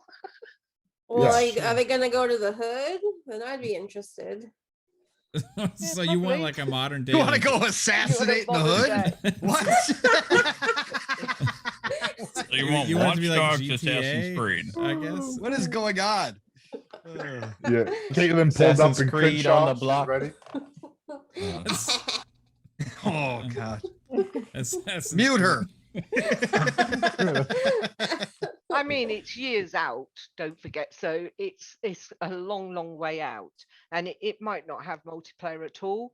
It might just go down the route of a single player experience, where you just, rather than having a new game out every 2 years, which is what they aim for, it could be a continual running thing where you don't have to keep buying a new game. You just invest in the online game. So I don't know. I don't know what it's going to be like. I can't see it being, I mean, Fortnite do it very well. GTA with their online stuff, not so well, I don't think.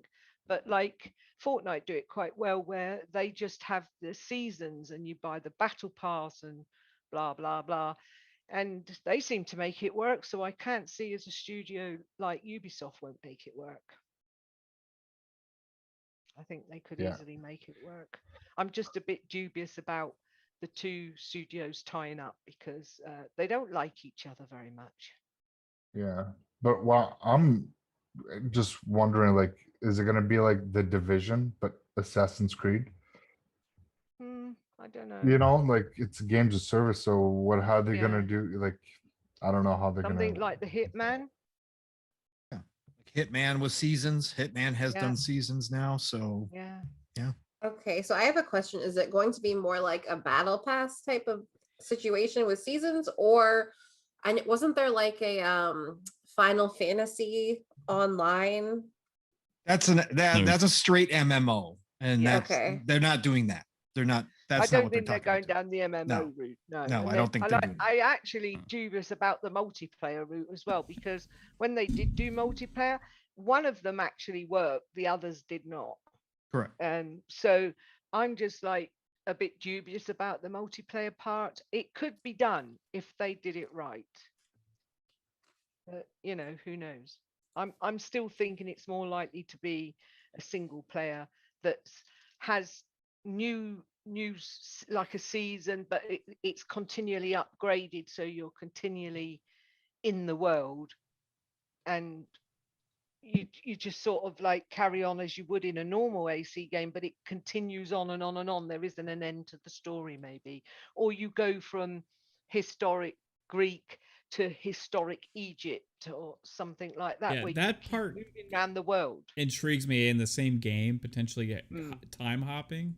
Yeah, between different assassins. Seems the way it could go, with especially with next gen, because this will be a completely next gen type of game, because it's going to be made now, so you're talking good 3-4 years into the future, maybe. So if you say you said that Ubisoft Montreal and Ubisoft Quebec may not like each other, so what if one No, of them they did the don't. Templars and one of them did the Assassins, and then they could just Yeah. like go at it using Assassin's Creed? Yeah, exactly. They really don't like it, and the some of the employees are very, very disgruntled about the fact that they're having to join forces. So it could be That's a bit interesting. dodgy. They're very, very not happy. Don't smile, 3-bit. It's I didn't know that actually. But it I mean, I could see that, you know, a good old Canadian squabble, you know. Yeah. That's not definitely. Canadian. I don't know what No, accent that that's was. That's not. like That's Australian. more like What your the hell? British accent. Yeah. It's like I'm Your British Canadian. Aussie Hello there, accent. matey. No, that doesn't work. No, that's more Aussie. I'm sorry. I messed that up. I'm sorry. We're I'm seeing the full I'm range of sorry, Mav everybody. tonight. This is Yeah. amazing. We have two super chats to get to real quick. Chris Jones with another $5 super chat. Thank you, Chris Jones. See you net. He says Boogie and I have discovered we have gaming problems and might need interventions. Laugh out loud. Hey hey hey hey. I don't do that as good as Kate does. So can you do that? Can you do it for me, babe? I just did. Oh, did you?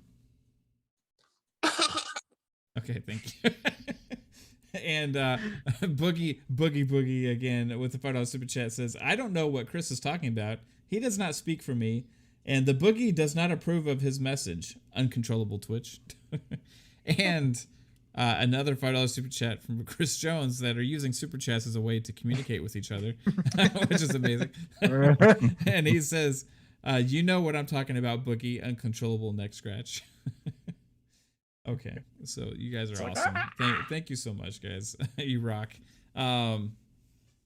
So back, what would your hope be for this game? If you were to pitch 3-bit an idea, because he is the If major 3-bit influence in this somehow had situation. connections to Ubisoft, what would you pitch him? You know, if he had a direct line to the bosses at Ubisoft and could like actually influence the outcome of this game, in that hypothetical world, what would your pitch be to said 3-bit?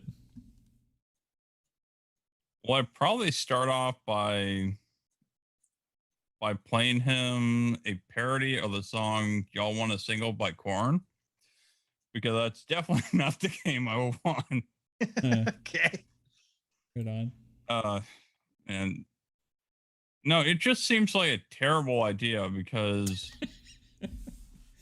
I mean, I can pretty much tell you there's two series that I played the most in the last 20 years. Mhm. One of them's Resident Evil, and the other one's Assassin's Creed. Can we just put 3-bit on the screen in full, Mav? Can you just make him a full screen? Well, Oh, that'd be amazing. While back talks. Please don't. But where's I mean, the format works in a game like, say, Destiny, where they want to bring out story little bit by little, and they want to continuously evolve the world. The problem with doing that in Assassin's Creed game is the story is usually about 20 hours long, and you want to play the whole damn thing in one chunk. I don't want to go kill one fucking person and then wait a week to kill the next one. You blaspheme. I mean, seriously, could you imagine going through one section of the map like every week, or like only getting one a month? No, Yeah. that's not happening. Probably And be it's nuts. It's like, not only a 20-hour story anyway. I put 850 hours into well, Odyssey. yeah, but 20-hour story, and the other 830 hours was going around doing side quests. No, it wasn't. Look at 3-bit. I mean, It's the worst. it's like imagine sailing through Odyssey, and it's like, oops, you hit the wall. You can't get to the rest of the sea because we stuck it for next week.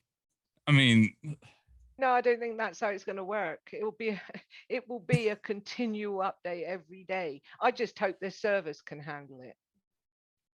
Yeah. Yeah, I mean, if you're talking about like, okay, it's live service in the sense that you're going to get your long campaign, but we're going to create like different events in the world, or the world changes periodically. Like they stuck more things like.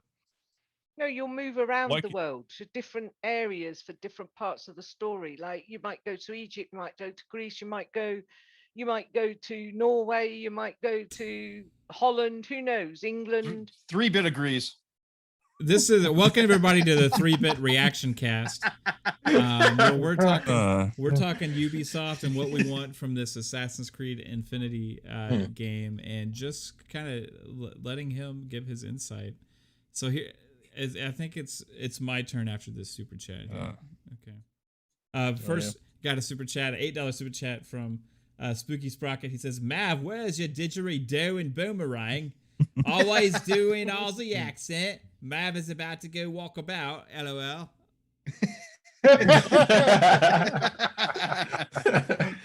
That was pretty bad. Gosh. That was okay. That's not bad. What are you trying to do, Crocodile He's trying to Dundee? do Worst didgeridoo I've ever heard. That was my It's didgeridoo. just me on the screen right now. Hey, 3-bit. Okay, so like, and everybody else, I'm not just talking to 3-bit. I see. You're not. Hello, everybody in the chat. What I would like from this game, if I had a direct connection somehow to somebody that worked with somebody at Ubisoft, you know, I don't know how that could ever happen, but if I did, I would say, don't fuck it up. Okay. Well, he I fell it think that- off a I pony at think the age of You 15. have I to mean, hope that a game is going to be good. You can't always knock it before it even gets here. People Yeah. need to Yes, we learn can. not to do that. No, No, you you don't want can. to. No, you can't. How do you know anything about it? When you know more about it, when you've got your hand on the controller, you're playing a game. That's when you can fucking diss it. I don't play games. I play Twitter. Everybody's so judgy. There's silver linings here, right? Okay, so Yeah. silver lining, regardless of what model they decide to put their games in, Ubisoft is full of insanely talented creators, right?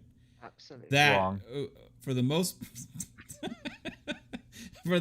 part, what they put out is always pretty high quality. They're no Nintendo. I mean, so is BioWare, and they made Anthem. I like that answer. So, I agree.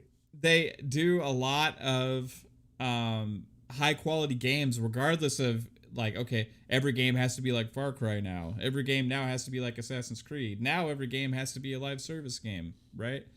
Whatever they do usually is still pretty high quality. They don't release very many bad games, right? So that's one silver lining. The other silver lining with this is it does open up new opportunities for the franchise, right? Where you can have like that thing where you can potentially be like Quantum Leap or something, where you're just like jumping around into timelines into different eras, like within the Quantum same Leap? game. Yeah, dude, Quantum Leap, man. Quantum Break? Not Quantum Break. What are you talking? He doesn't TV know what show Quantum Leap. 3-bits. You don't know what Quantum Leap is? Oh No. my God. Is that the sequel to Quantum Break?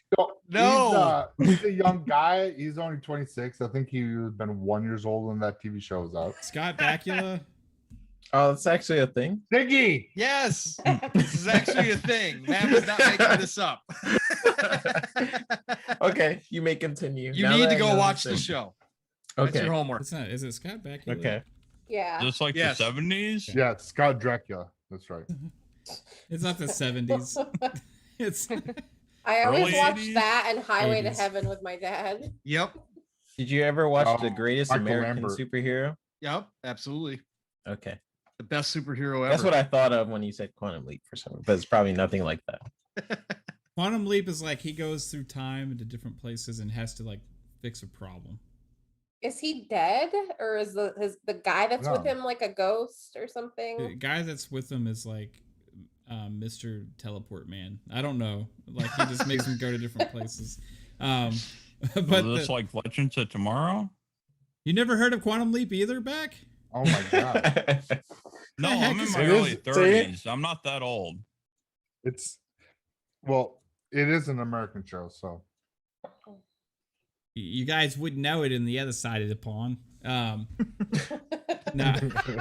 Quantum. I've Well, never you don't heard. think we get American TV over here, Dicko? Yeah. I've Yeah, never Quantum heard Leap of was a this. great show. Anybody here that doesn't know Quantum Leap, go check out an old episode of Quantum Leap.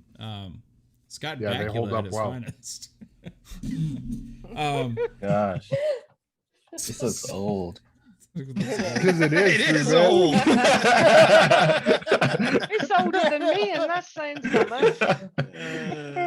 Looking Where's it up. the now. HD Jasper said textures? Quantum Leap was out in 1989 to 1993. Mm-hmm. Also, Jasper, you seem to fucking know everything. Yeah, he does. Yeah, what the heck, Jasper? Jasper is going to replace Pong Soul as the Encyclopedia of Gaming. Thank you. I don't want that title anymore. And TV God show- damn and it. TV shows. Well, at that Spooky point in left time, I Quantum was Leap. playing the NES and watching Saturday morning cartoons, so probably wouldn't have seen that. It was a great was- family show, though. I was So a lot doing of that families too, watched but it. I also watched Quantum Yeah. Leap. I don't know. Yeah, it was a great family show. Was it? Yeah, it Yeah. was always on our big, huge wooden TV. It was. Your Magnavox. we had a Zenith. Apparently, it ended. Oh, on yeah, a the cliffhanger. Zenith? We had a Oh. Zenith also. Yeah. And then when that went out, we just used it as a TV stand. Yep. You put the TV on top of the TV. Put the next TV on. But we put like a tablecloth over the TV so you couldn't see the screen. I don't know why. I guess because my mom didn't want it to seem like there was two TVs there.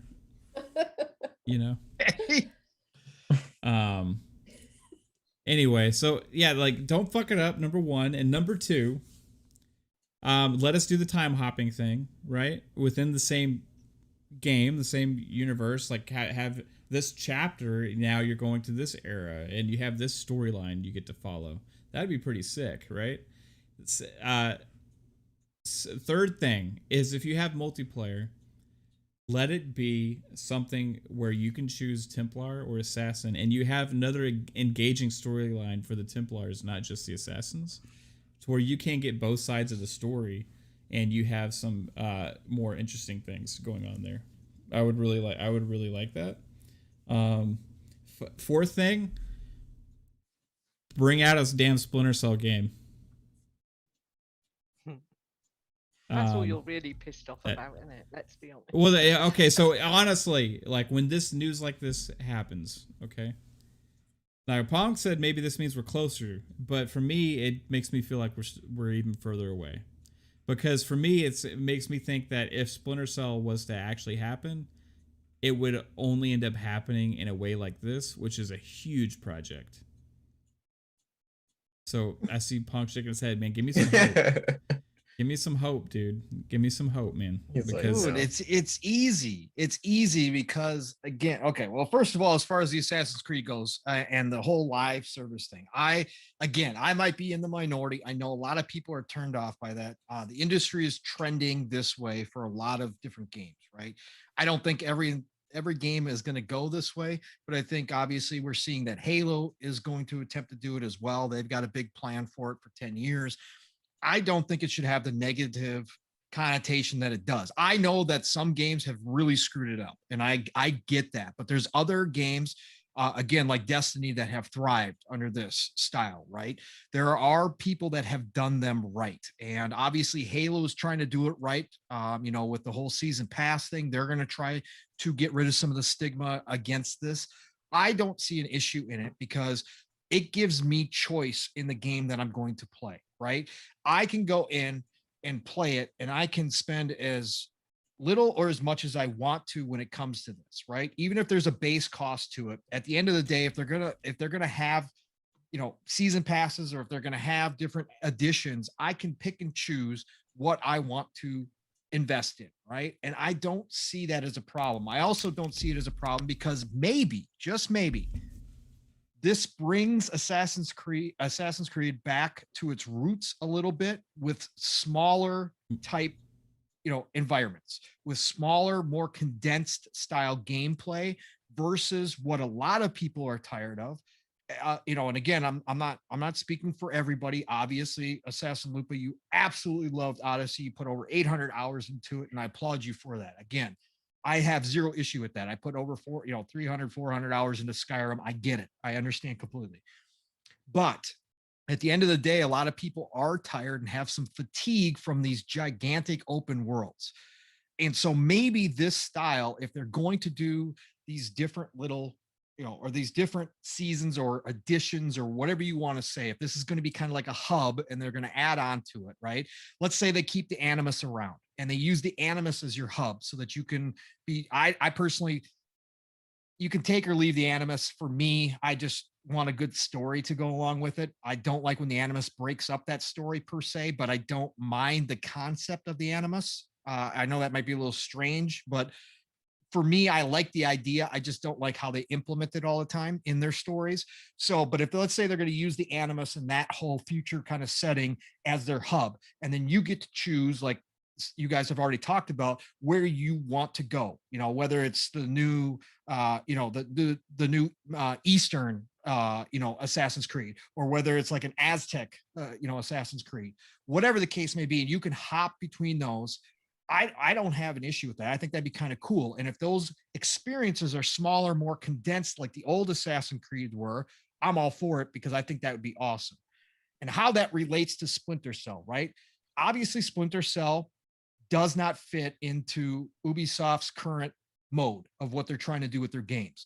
They're obviously having a hard time trying to figure out how they're going to bring back Sam Fisher. They now have an example, a perfect example that fits right in that mode in Hitman 3 and what IO Interactive did, right? They created a hub world now for their Hitman games. They have expansions, they have seasons, they build out on it. It is the perfect way to be able to play Sam Fisher if they needed to have a model to go forward with. So I think that this could be the perfect test point where they test it out with Assassin's Creed, see if it works or not, and then say, okay, Assassin's Creed works. What other games do we have that will fit this mold? Well, Sam Fisher does, because we can send Sam Fisher on missions all over the world, doing his stealth, right? Getting involved in whatever the case may be, even having multiplayer play into it like we all want, and have a hub Splinter Cell world in which you take your missions from and you go do different wherever, right? So I think that this brings and opens up more opportunities if it works. Now, again, there's a lot that could go wrong. I just, on the positive side right now, I'm on the optimistic side right now because I'm going to wait and see what this looks like. We still don't know, but I still think it has a chance to be successful, especially with talented teams like you talked about, Mav, at Ubisoft. I think it has a real chance to succeed. And then from there, let Ubisoft maybe explore other opportunities like Splinter Cell and bring some of those IPs back in a more current form that works with their model. So that's why I'm positive about it. And again, tomorrow it comes out and it's just another Fortnite and they've got Assassin's Creed Battle Royale. I'll tell you, it's terrible and it sucks. But for right now, I'm in. So I'm good with it. Cool. Yeah, good There's points. a lot of talented people in those two studios. So I think they wouldn't be going into this unless they had a firm idea of what they plan to do with it. So I don't think they're going into it willy-nilly. Right, 3-bit? 3-bit, is that an assassin ring you're wearing or is that a Templar ring you're wearing? Which one? It's a Templar ring. Yeah. Okay. Yeah, I like Assassin's Creed, you guys. I think it's great. Yeah. Yeah. Well, who's your favorite I just assassin? Ezio. Yeah, Ezio's Ezio my Auditore. Ezio Auditore. Oh, I thought he said the one he's working on. Ezio Auditore. I agree. It's the best. No, I like Ezio. I love the original trilogy when it was very focused on like the story element of Assassin's Creed, where I know some people don't like when it would go to present time, but I remember the initial thought of some of the Desmond. You look a bit like Desmond. Desmond 3-bit. It's the white probably. But like the whole thing with like Desmond and that whole trilogy was like people thought like, oh, these Assassin's Creed games are getting further and further in the timeline of I thought we were going to get a like modern day Assassin's game eventually. Exactly. Yeah. Especially with like 3 when Desmond learns all the abilities and stuff like that. And then they went in another direction. Essentially, they went back in time, and then they would go forward and back with like Odyssey and some of the other titles. So I don't have anything to say about the new one, but what I will say about the older ones is like I am a fan of the Assassin's Creed trilogy, or I would say even the 4th one was amazing. What it did with like the ships and stuff like that, and now they're making a whole game Black Flag. based on the ships. Black Flag. Yep. So this game, I would just say people should give a chance. That's all I'll say about that. Yeah. I also wish that they'd do some more of the side-scrolling. India, China, Russia was awesome. Oh, those smaller ones? Yeah. Yeah, they were really cool games, actually. I really enjoyed them. They were different, and I wish they'd carried that on. Yeah. I do like agree with Pong too, that like the games have gotten too big for me, really, because there's too many games to play, right? And that's been my problem. And the Assassin's Creed games like take a lot of time, especially if you want to do everything, right? And as awesome as they are, and I really did enjoy that original trilogy and the 4th one as well.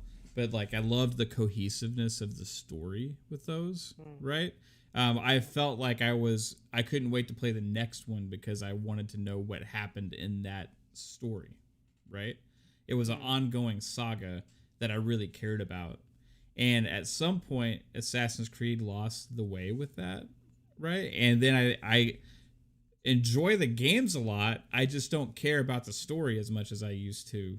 It's like each one of them is just cool and fun in an individual way, as less as being, hey, this is amazing because it's a part of this saga, right? And the Animus was a part of that for me, actually. Like, whereas the Animus parts, like playing them, wasn't always the best because it almost seemed like the devs spent less time working on that portion than the rest of the game, whereas like an afterthought, and it kind of felt like a B level quality compared to the A level quality when you're actually in the Animus, right? So then when you played those sections, the gameplay was kind of clunky and not smooth, and sometimes it didn't even look as good or whatever. But what it did for the story made me really care about it and love it, because it was like you got to see that like go further within the 3 games, and it like you're like, oh, this is important, right? I think they did a great job with that. So if this also was to incorporate some of that overarching story again to make me really care about that modern day fight and what's going on with the Animus and stuff more, I would greatly appreciate. There's lots of stuff it going blew on up right now. when we went in and blew it up. Yeah, that was the problem. We wiped out Abstergo in a way. So basically from then on they were a bit stuck. And the thing is that the old games that you're talking about, as with me, I mean, number 2 was awesome. They were all awesome, but number 2 was the best out of the old games in my opinion. It was but awesome. Balderdash. the problem is that everybody was going, oh, it's so the same, it's monotonous, it's boring, and all of this stuff. And that's what happened back then.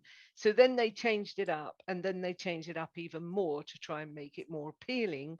But actually what they did was turn it into a Division, or even like, I don't know, like like the Ghost Recon things.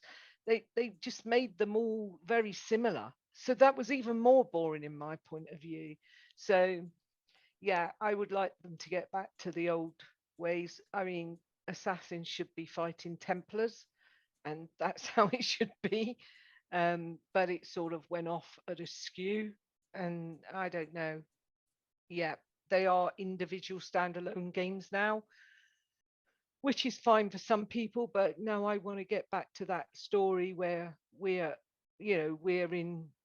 in continual confrontation with Templars, and we need to outwit them while they're trying to outwit us. And with the story from the Animus, I mean, the story from the Animus in Odyssey for a start was just a waste of time. You just went in there and she jumped and she walked around where we were in the world back then and just went, oh look, there's the grave.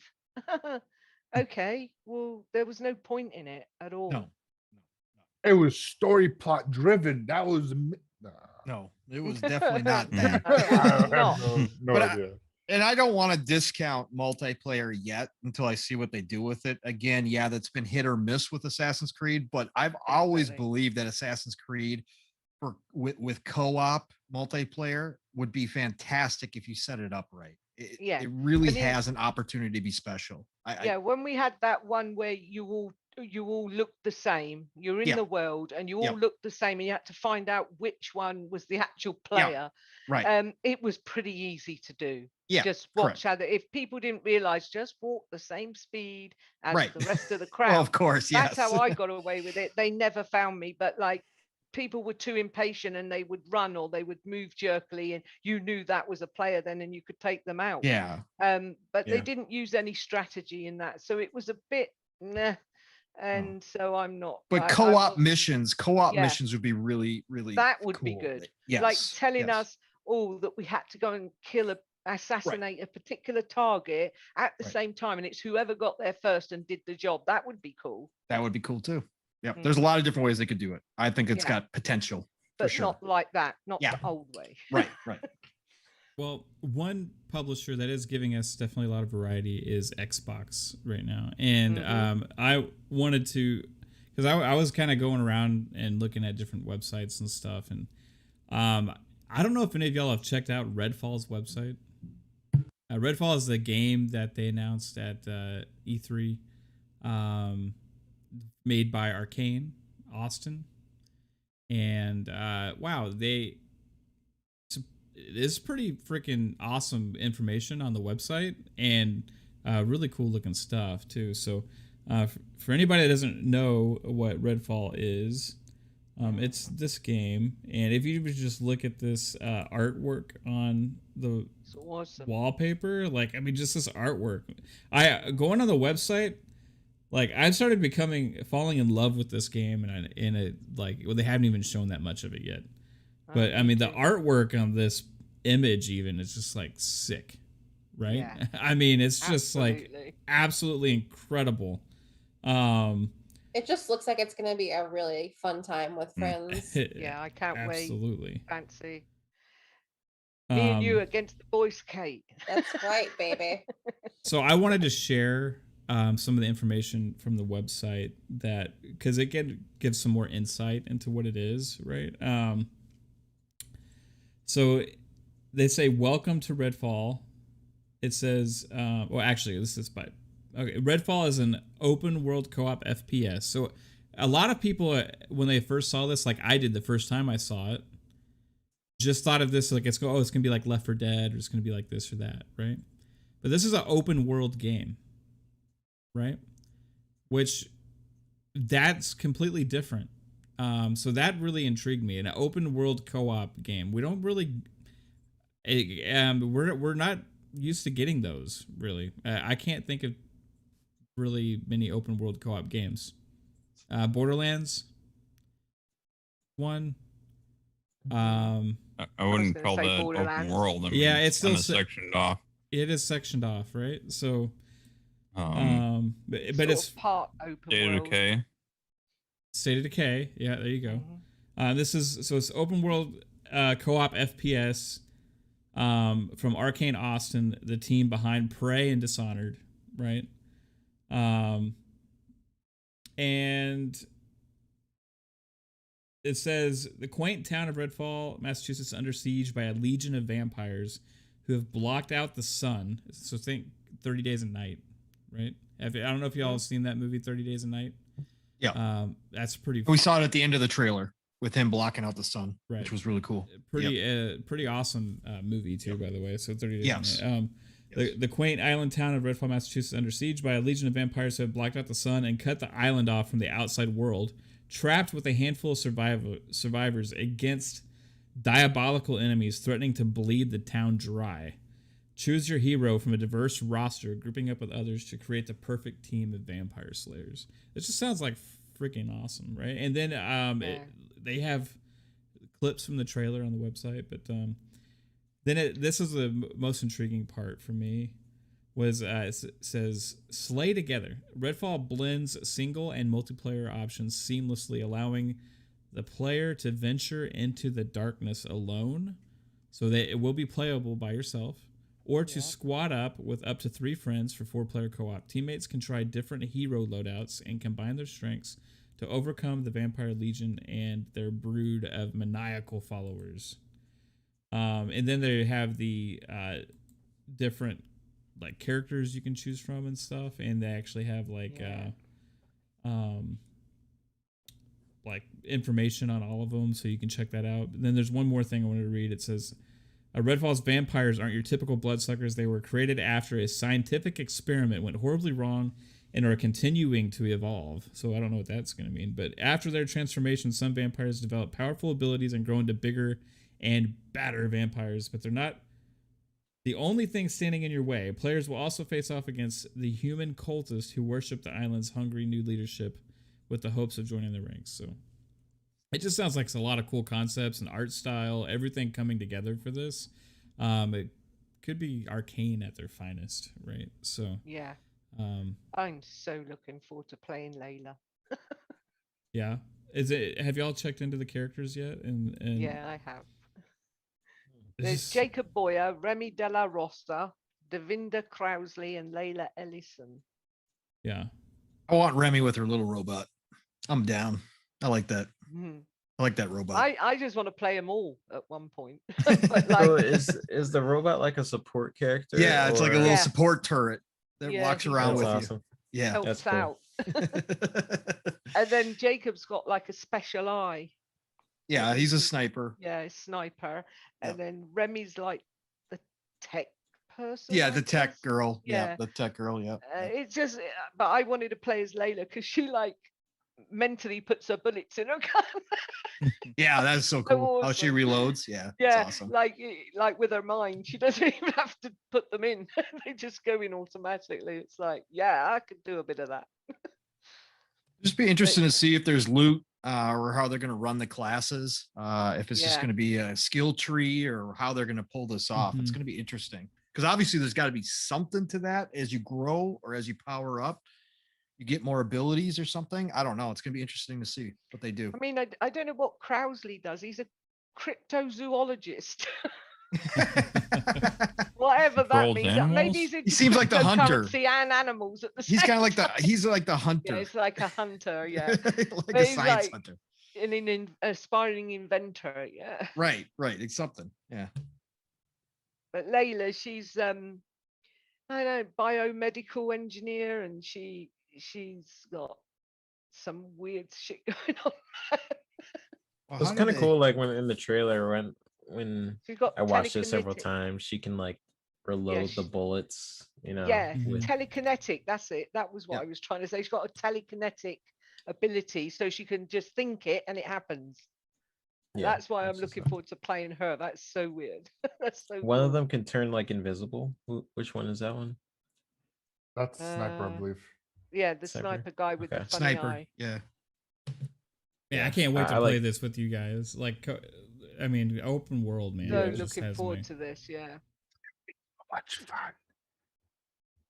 He's got supernatural precision as Jacob.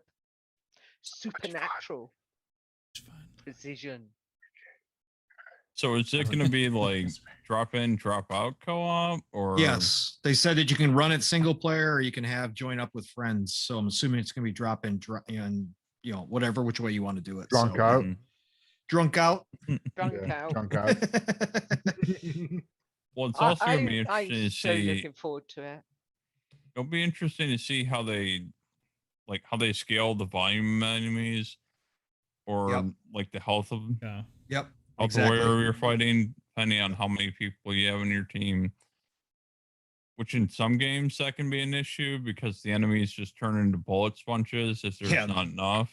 Yeah, the balance. Or they just gonna bombard you with hundreds of enemies and waves when you have, whether you have 1, 2, 3, or 4 people there. And then, if somebody's a sniper class, are you picking up different loot? Yep. Or are you just upgrading certain weapons that are always on your character? And then it's like, okay, if a gun drops, well, this doesn't work for my character. Are you sharing loot with the rest of your team? Is it instanced to only your character? There's a lot of details that they have to come out and talk about. Yeah, that's stuff they're definitely testing, and the that team is pretty good with like paying attention to like details and stuff like that, with like the lore of their games, but also like the gameplay of their games, giving people options, and that's like pretty much the fundamentals of that studio. So I think them going online for not the first, I guess it's the first time I can think about with that studio, right? Can anybody think of a time where they really went online with Arcane? that studio? Yeah, Arcane. Yeah, I don't think they have yet. Yeah, so this is like their first sort of bout in that area. But was there a multiplayer Prey- mode in Prey? No, not that I I can don't think think of. so. I think it's Wasn't single the player first only. one? Or- The first Prey was made by somebody completely different. Oh, okay. Yeah, that was So- when you're a Native American dude. Yeah, that's a completely different studio. So yeah, man, I'm curious. I told everybody about our arrangement in the chat too, 3-bit. So I'm just getting ready for Oh, that. did you? Yeah. Oh, and shout out to everybody in the chat, by the way. Mario Loya, Pixel Slappa, Rain of the Third Eye, Chris Jones, so many awesome people there hanging out. Now it's about that time to say goodbye. No, All our company. So on the way out though, I thought it'd be fun. Because sometimes I can be like a little overly positive on Xbox, right? So on our way out, like on our outros, let's each just give one quick thing without any big discussions, right?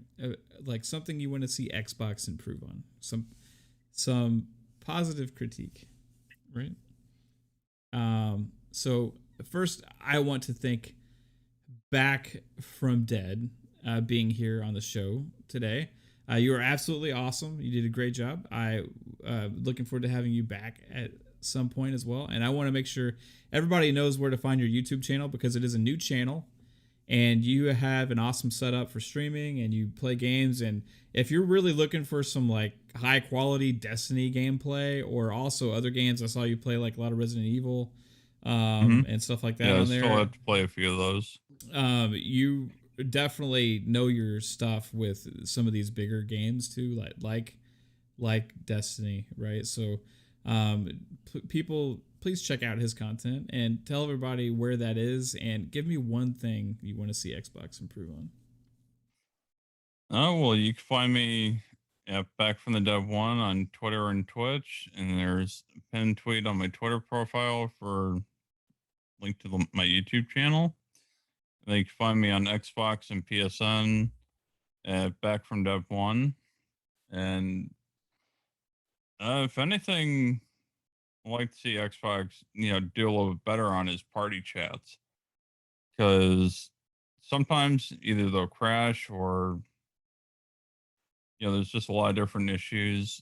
Somebody comes in or if somebody decides to shut their Xbox off without exiting the party chat, it can crash the entire party. So yeah, if they can work on that, that'd be great. Cool. Right on, dude. I agree. And again, everybody check out his channel. It's absolutely awesome. All right, babe. First in my heart, Kate. Thank you for being here. You're welcome. Thank you as my guest on. I'm just kidding. Where can everybody find you, sweetie? And is there something you would like to see Xbox improve on? Yeah, I would. But first, you can find me on Twitter at KaitlinX0615. And I would like, I would like Microsoft to acquire the company, studio, whatever that makes Among Us. So that way we can get it on the fucking console, because come on, guys. It can't be that fucking hard. They did announce that like a long time ago, and it's like They crazy. said it was going to come out like in spring. They gave us a date and they're like, oh, but it's not for Xbox. Like, yeah, Yeah, that was so such a like trippy misleading and ridiculous. Right. Anyway, yeah, and maybe add like a light lilac purple color to the design lab, and that's about it. Okay, cool. Oh, speaking of design lab, guys. Xbox Ultimate Look at that controller Xbox Ultimate controller, baby. Oh shit. How did you get yours already? I ordered mine That's before awesome. you ordered yours. We both got ours. There is a today. deep purple, What the though, isn't fuck? there, Kate? Bias. What I the ordered fuck? mine You see before this, they Pong? ordered Yeah, theirs too. yeah. I didn't It's get it. ridiculous. I haven't got it yet either. Oh, I ordered mine before yours. Like, oh, Yeah, me too. I ordered it like a Bullshit. month ago. We ordered ours on the Yeah, day. I've already they got my became the- criticism ready then. Yeah, we I ordered did. ours the day the design lab launched, like right after it launched. Yes, that that's day. when I did too, and I ordered before Me both did of you too. because you had to wait for the design. You both had to decide on a design, remember? And I Oh, ordered yeah. mine. We in did the it meantime. like late at night that Yeah. night. God, Yeah, but Pong, Xbox isn't in your channel name. obviously not. So that's probably why. It's like Pong, Atari, probably Sony player. Yeah. Yep. I'm still waiting a month later. It's annoying. Want mine now? Yeah, they just came today. It was crazy. I It know, was it's mad. awesome. By the way, it started a TikTok for the channels also. So the first video that went up on the TikTok was the unboxing of the Xbox Ultimate What's a controller TikTok? and the fancy controller by Kaitlin. Bussin'. Nice. What is a Bussin'. TikTok? bussin'. Pong. What's a Bussin', bussin'. TikTok? And I got to How- figure out how it works because I put the video on YouTube as well as a YouTube short, and I got a copyright claim. That was awesome. So which is like they let you pick that same song in the YouTube short song choice selections. So I don't know, like we'll figure it out. Anyway, Lupa, extraordinary AssassinLupa. I got the howl. Hold on. There it is. The extraordinary AssassinLupa, as always. Thank you again for being here.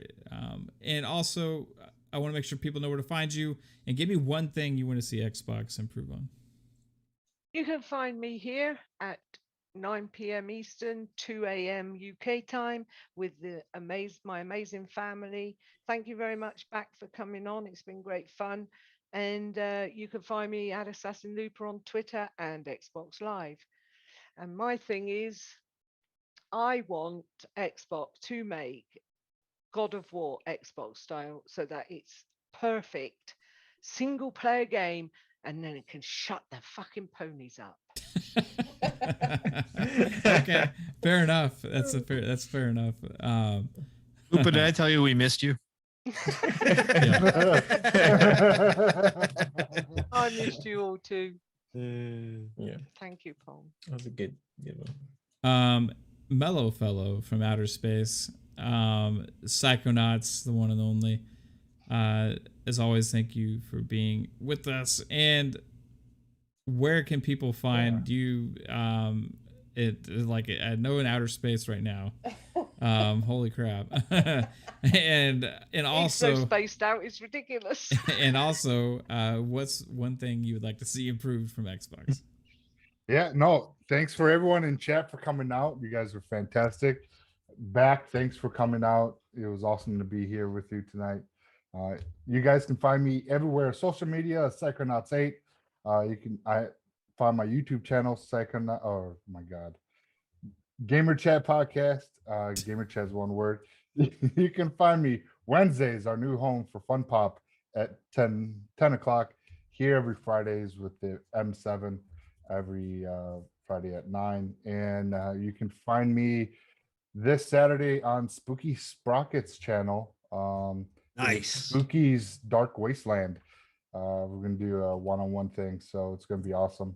And what I would like to see Microsoft approve on, they're for xCloud, their online streaming services. You know, I know they have the capabilities to output 4K 60. So I know I would like to see them work on that and get that a vision, because it's a whole big thing that they want to work with the cloud. So that'd be fantastic. Yeah, that's where you can find me. Awesome. The immensely talented 3-bit that knows all about Ubisoft's inner workings now. Where can everybody find you, sir? And also, what's one thing you'd like to see improved? Russell, I love the look at the visor emoji. It just had me cracking up. It's amazing, Kate. So I'm on several shows right now. I will be on Scumcast apparently on Saturday. So that's gonna be a thing. So look at AssassinLupa for that. I'm on Fun Pop. I'm on this show. Welcome, hello. And Xbox Factor every Tuesday with Pong Soul. And Zemi and Boomstick and occasionally Mav, who pops in on that show as well. So look forward to those shows. And one thing I think Xbox can improve on is when I try to join Mav or just someone, sometimes it puts me in other games. So what's going on? That's true. That's a you problem. It happens. It happens to other people too. Your PC problem. That's a cheap router problem. I was playing with Psycho and like a couple other people the other night, and I was trying to join them, and it kept putting me in Destiny, and I'm like, this is not Halo. So yeah, it's this weird error, I guess, that happens sometimes with like quick resume, where you try to join somebody and it puts you in another game. So yeah. I guess fix that. What the heck? That's weird. I've never had that happen. It's happened to several people that Really? we know. It's on like sometimes like in game nights and stuff. Like it's weird. If you have to go to their party and hit like join game, or on your friends list and hit join game, and then sometimes it'll take you to a game that'll like that they take played Call of Duty recently or Halo or something when you're trying to join like Knockout City or some shit, right? Well, like what about when we all accept invites for to Halo from 3-bit, and it says that we can't join because we're just followers? That does happen. Yeah. Yeah, because 3-bit hasn't friended any of us back yet on Xbox. That's what. Yeah, that's the problem there. Hey. Yeah. We're just low lives to 3-bit. He does not really want to be They're They're all associated with us. 1-bits. We just interrupt his working day. Gotta get to the 3-bit. You're on the 1-bit right now. And, No, I love you all. 4-bit. And the former encyclopedia of gaming. Thank you. Dating Finally. back to the first game ever made, the one on the Pong Soul. Tell everybody where they can find your deep knowledge, and also what's one thing you'd like to see Xbox improve on? All right. So, hey, first of all, family, love you all. Thank you for ending my week. This week was incredibly long for me. Man, I feel like I haven't done this in like weeks now. So really great to get back on here with you guys. Love you all. Thank you so much. Lady, we missed you. chat. You guys were phenomenal. Awesome to see everybody in there that we always see here, and even some new faces too. Always good for that. This was a great show, and a great way to get me back on track after a long week. So thank you. You can find me Pong Soul on Xbox, Pong Soul on Twitter, of course. Tomorrow, reminder, I don't know if everybody saw Steele's tweet out. I will probably have something ready to rock and roll in the morning to tweet out as well, but we are not going to have living split screen tomorrow. Steele has some family business to take care of. Real life always comes first. This stuff never matters. So Steele's got to take care of some business there. And so we are taking a week off from living split screen. So episode 16 will hopefully be back next Saturday. That's a plan, but no living split screen tomorrow. So you guys don't have to wake up early. You guys can sleep in. Don't worry about getting your energy up. Don't mind any of that. But so otherwise, tomorrow night I'll be on the Shop Podcast with PTK Blam, Centurion, Fuzzy Belvedere, and Stagorilla.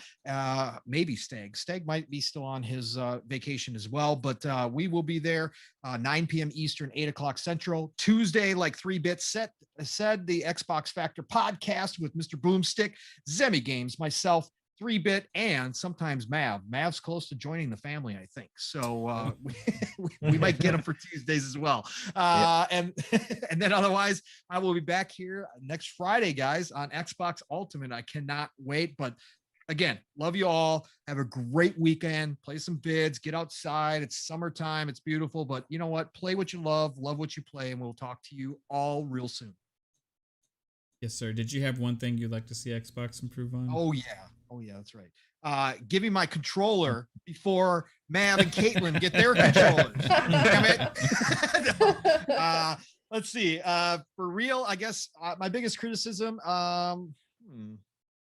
it's a tough one. I guess, again, bring in more diversity when it comes to JRPGs, Eastern style stuff. Stay on those developers, especially in Korea and China that are up and coming. Please get those over here to Xbox. And then I would say, Xbox, you're Phil, you guys are missing out on opening up a whole, I know it's a niche and I know it's not the biggest sellers in the world, but you do have a fan base on Xbox consoles only that would love to have, even if you have to make it keyboard and mouse mandatory, please start bringing RTSs in, like Age of Empires 4, make another Halo Wars, but you have a whole group of RTSs you could bring in, make them keyboard, mouse, mandatory. I'll go buy one. I don't care. I'll buy a set from you, but just get those RTSs to us console people. Please. Acquire Creative Assembly. They can make it happen. Exactly.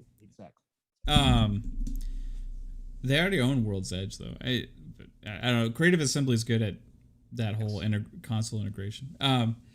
Okay. So everybody, thank you for tuning in. I'll go ahead and go first with my thing for Xbox. Okay. Real quick. Wait, now, yeah, baby. What do you mean you'll go first? You're last. Instead of I'm gonna do like the. He's gonna say that's not what I his. meant. I meant instead of He's like. gonna say his criticism first before his ouch. Is that what Right. you're saying? Okay. Yes, before Oh, plugging the Well, you show. needed to make I'm- that more I'm clear. Mav's translator. Because I'm so- gonna end it on the plugging the show stuff. We're gonna have another turn again. He's and- fluffing his lines again. Wrong. So, yeah, what the hell was I gonna say? No, I I'm remember. sorry. No, you're okay. You like big butts? Now, You can't lie. I like big butts and I cannot lie. You other brothers can't deny. When a girl walks in with an itty bitty, I'm sorry. So Xbox, I would really like to see. Now, I want to keep the big E3 thing that you're doing and keep the big showcases and stuff that you're doing. But I do see value in what PlayStation does with the state of plays, right? Where they go pick a game, they give us a big in-depth look in it, and also have a couple smaller things, and it's in a short, like 45-minute to hour-long presentation style thing, or even shorter, 30 minutes. You know, I do see value in that, and they come more frequently, right? That's because So- they've only got one game to show. I know, but okay, like I do like getting that like in-depth look at Spotlight. Deathloop, Spotlight. in-depth look at Forbidden West, in-depth look at Ratchet and Clank, right? it would be nice to have like these little events sometimes where we get a little bit more of an in-depth look at games with actual legitimate gameplay, explanations, and things like that. Maybe a month or two before the games come out, right? In a way like the state of play style thing. So Didn't don't Xbox not do that with E3 though? Did we not get that quick No. run through that we all loved, and then afterwards we got an in-depth look at Halo? well, that was more of like an multiplayer, interview etc.? thing, and only after like the E3 thing as part of their whole big E3 show. I'm talking about Yeah. something more on a regular basis. Oh, It- more like monthly. Right. Well, or every Yeah, couple I get months you. or whatever, because they Yeah. got so much content coming out. They're gonna Mm. have to figure out some way to highlight. Like what's coming. imagine like Yeah, of course. imagine like a week from now we had like an in-depth look at the Ascent. Xbox right. cast or Or Right, then the like Ascent. next month we had like an in-depth look at Psychonauts 2, right? And then the next month we had like an in-depth look at this game, and then the next month the next game, right? I think that would be valuable, like to be able to get more of a focus on a lot of different games individually. And then you can also have some smaller announcements and smaller game pop in here and there as well. I do like that with the way that PlayStation does state of play, but I don't think it should anyway be a replacement for having the huge big E3 shebang that they did, because that's important. That's more important. That's way more important to me. But I do like that. I would like to see Xbox do that kind of stuff. All right, guys. You can also find this podcast on Google Podcasts, Apple Podcasts, Spotify, all of those places and more. Check us out Wednesday night also for Fun Pop Podcast, where we talk Marvel, DC, comic books, and all this kind of fun stuff. We're going to be having some Black Widow talk on Wednesday. Maybe some more Loki talk on Wednesday. Yeah, season finale. Season finale's coming. So I super appreciate everybody in the chat. Thanks for hanging out with us. We're going to have a special episode coming up. I haven't decided 100% on which episode it's going to be yet, just because I want to make sure, everybody's I want to here. make sure the whole 7 is here, and we probably won't have a guest for that episode either. But we're gonna have a special episode because it's coming up on a year for the channel, for this podcast. We're gonna have 50 episodes next week, and we're about to hit 52 episodes, which will mark the 1 year anniversary of the show. And I want to try and have this kind of a special celebration for that as well. So I look forward to that. I was trying to come up with some ideas on what we're gonna do for that, but I appreciate everybody out there. Again, I appreciate everybody here. Back from Dead, I super appreciate you too, man, and thanks for being here.